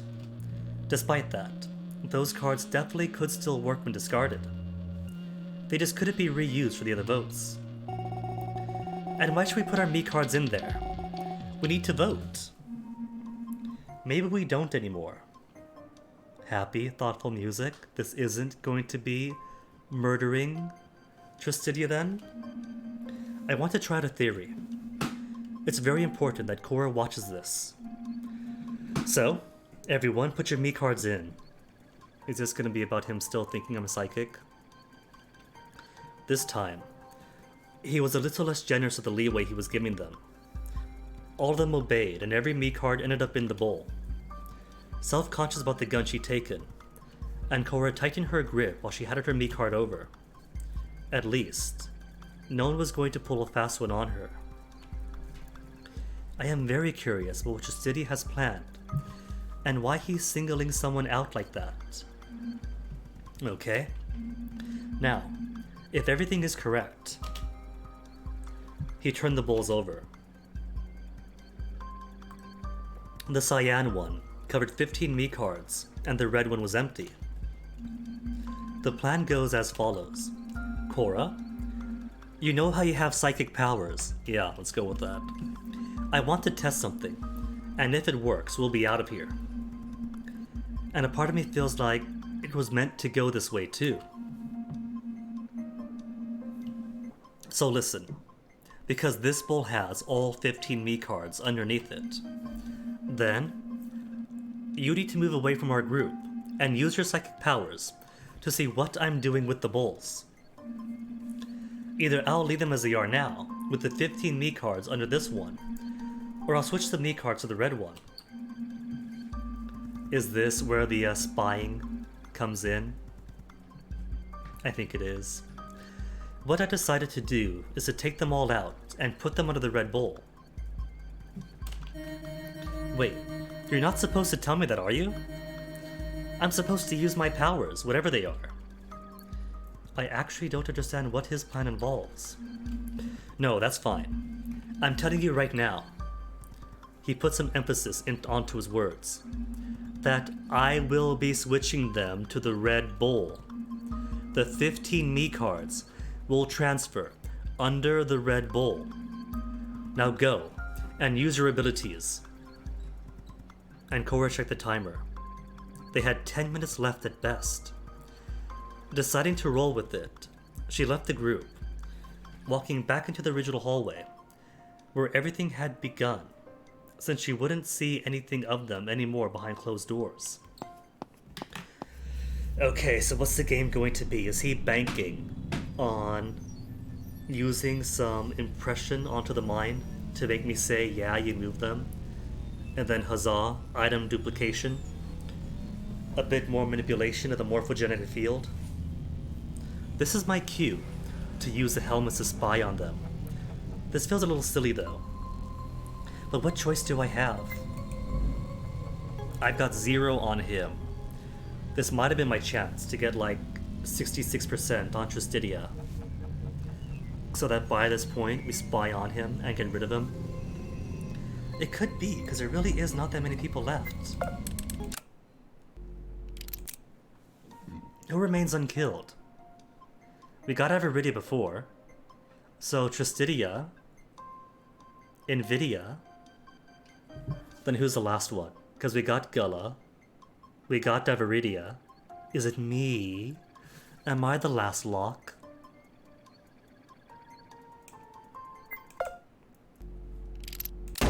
Bang. And Cora checked the timer. This is my cue to use the helm to spy on them. I guess 2 people will get shot. The one who's getting hacked is... I cannot hack Justitia. How come? I want to hack Nvidia. Superbia is in the room, so she'll have eyeballs on what's going on, but Nvidia is already at 66%, so he's the only one I'm going to go for, and it's going to lock me out. What is this? There's nothing. Got him to 99%, but it's worthless. Averidia or Superbia? They're both in the room, aren't they?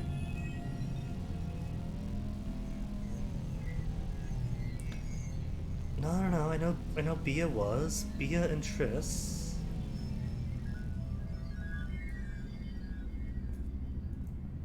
I'm not seeing Averidia in the room. Where is she then? That's a good enough reason.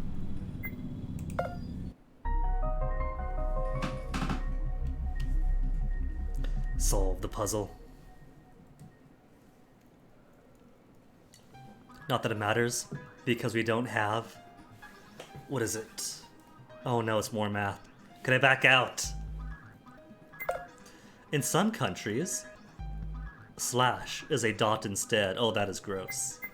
Why can't people all just use a decimal dot? I know in Europe, part of the reason some countries use a decimal dot and some people use a decimal comma isn't because of the metric system that some people think. Because some places that do use a decimal dot do also use metric. It's down to typography. Because a decimal dot looks a lot like the multiplication dot. And in the old days of early printing, the multiplication dot and the decimal dot might blend together. So to accommodate that, they use a comma instead for decimal. Which is backwards, but it was an innovation for the time. But this is a more enlightened era. We have how many thousands of dots per inch? Our printing is phenomenal. What I say is that our siblings who use a decimal comma should embrace the rest of us in the decimal dot world. So let me see, equalize using 39.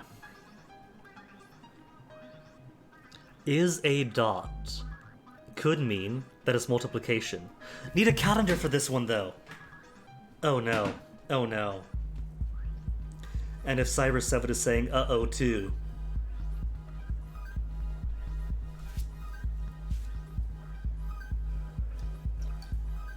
Well, let me see though. I'm already doomed because I don't have anyone on 99% trust. But just to confirm, this is a dead end, right? Oh no. Oh no, there's 2 options here, not 3, of equal length. So there is no dead right away option. An outcome, and then the game over. Not a short one, but a double game over. Or a double outcome. I guess it's my bare head then.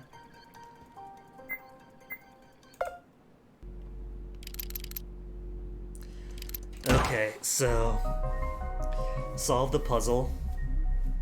/ is a dot, and use a calendar.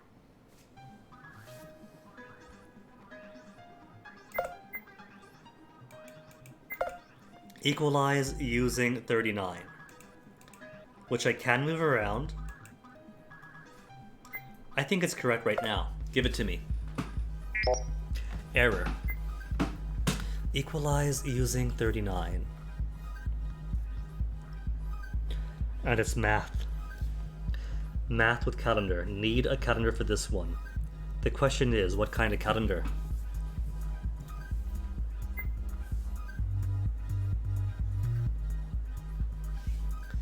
(11, 10, 2). We got 39s. No month has 39 as a date.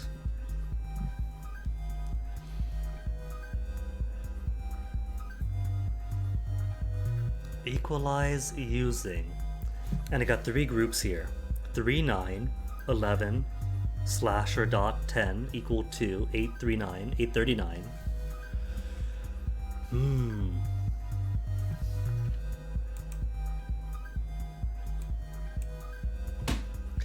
If I just pull up calendar, that's the vaguest thing. Maybe. 3, 9 could be March 9th, or what's 9? September 3rd? Depending on if we're doing day month or month day. Using 3, 9. Oh. OS calendar should be fine. There's my OS calendar.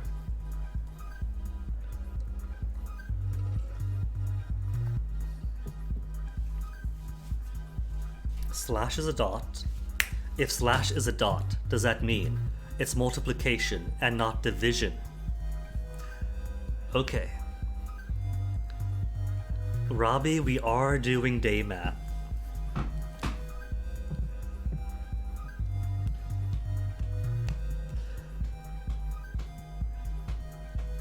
So what about... What does equal 39 if multiplied together? It can't be anything I have right now because times 3 is 33. So that's wrong.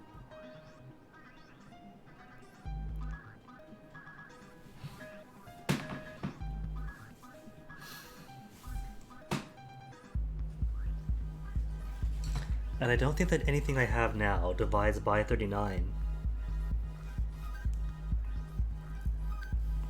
Where is that calculator of mine?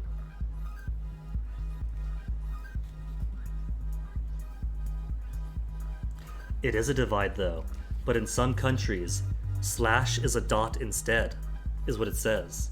And dot is often used for multiplication. But either way, if it's backwards or not, 13 times 3, but I haven't got a 13.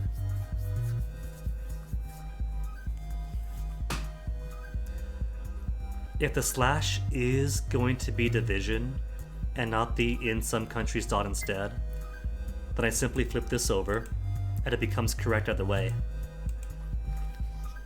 So 39 divided by, nothing I have will work, I think. 11 makes 3.5454545454545454. 3 would be 13, I don't have 13, 8. 4.875, 10 would be 3.9, 9 would be 4.333333333333333333, and 2 also clearly doesn't work. 19.5.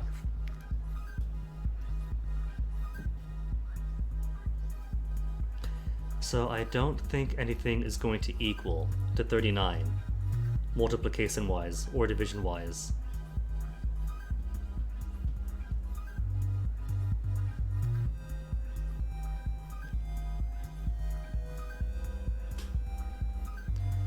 And I don't see anything else working vis-a-vis 8 times divided by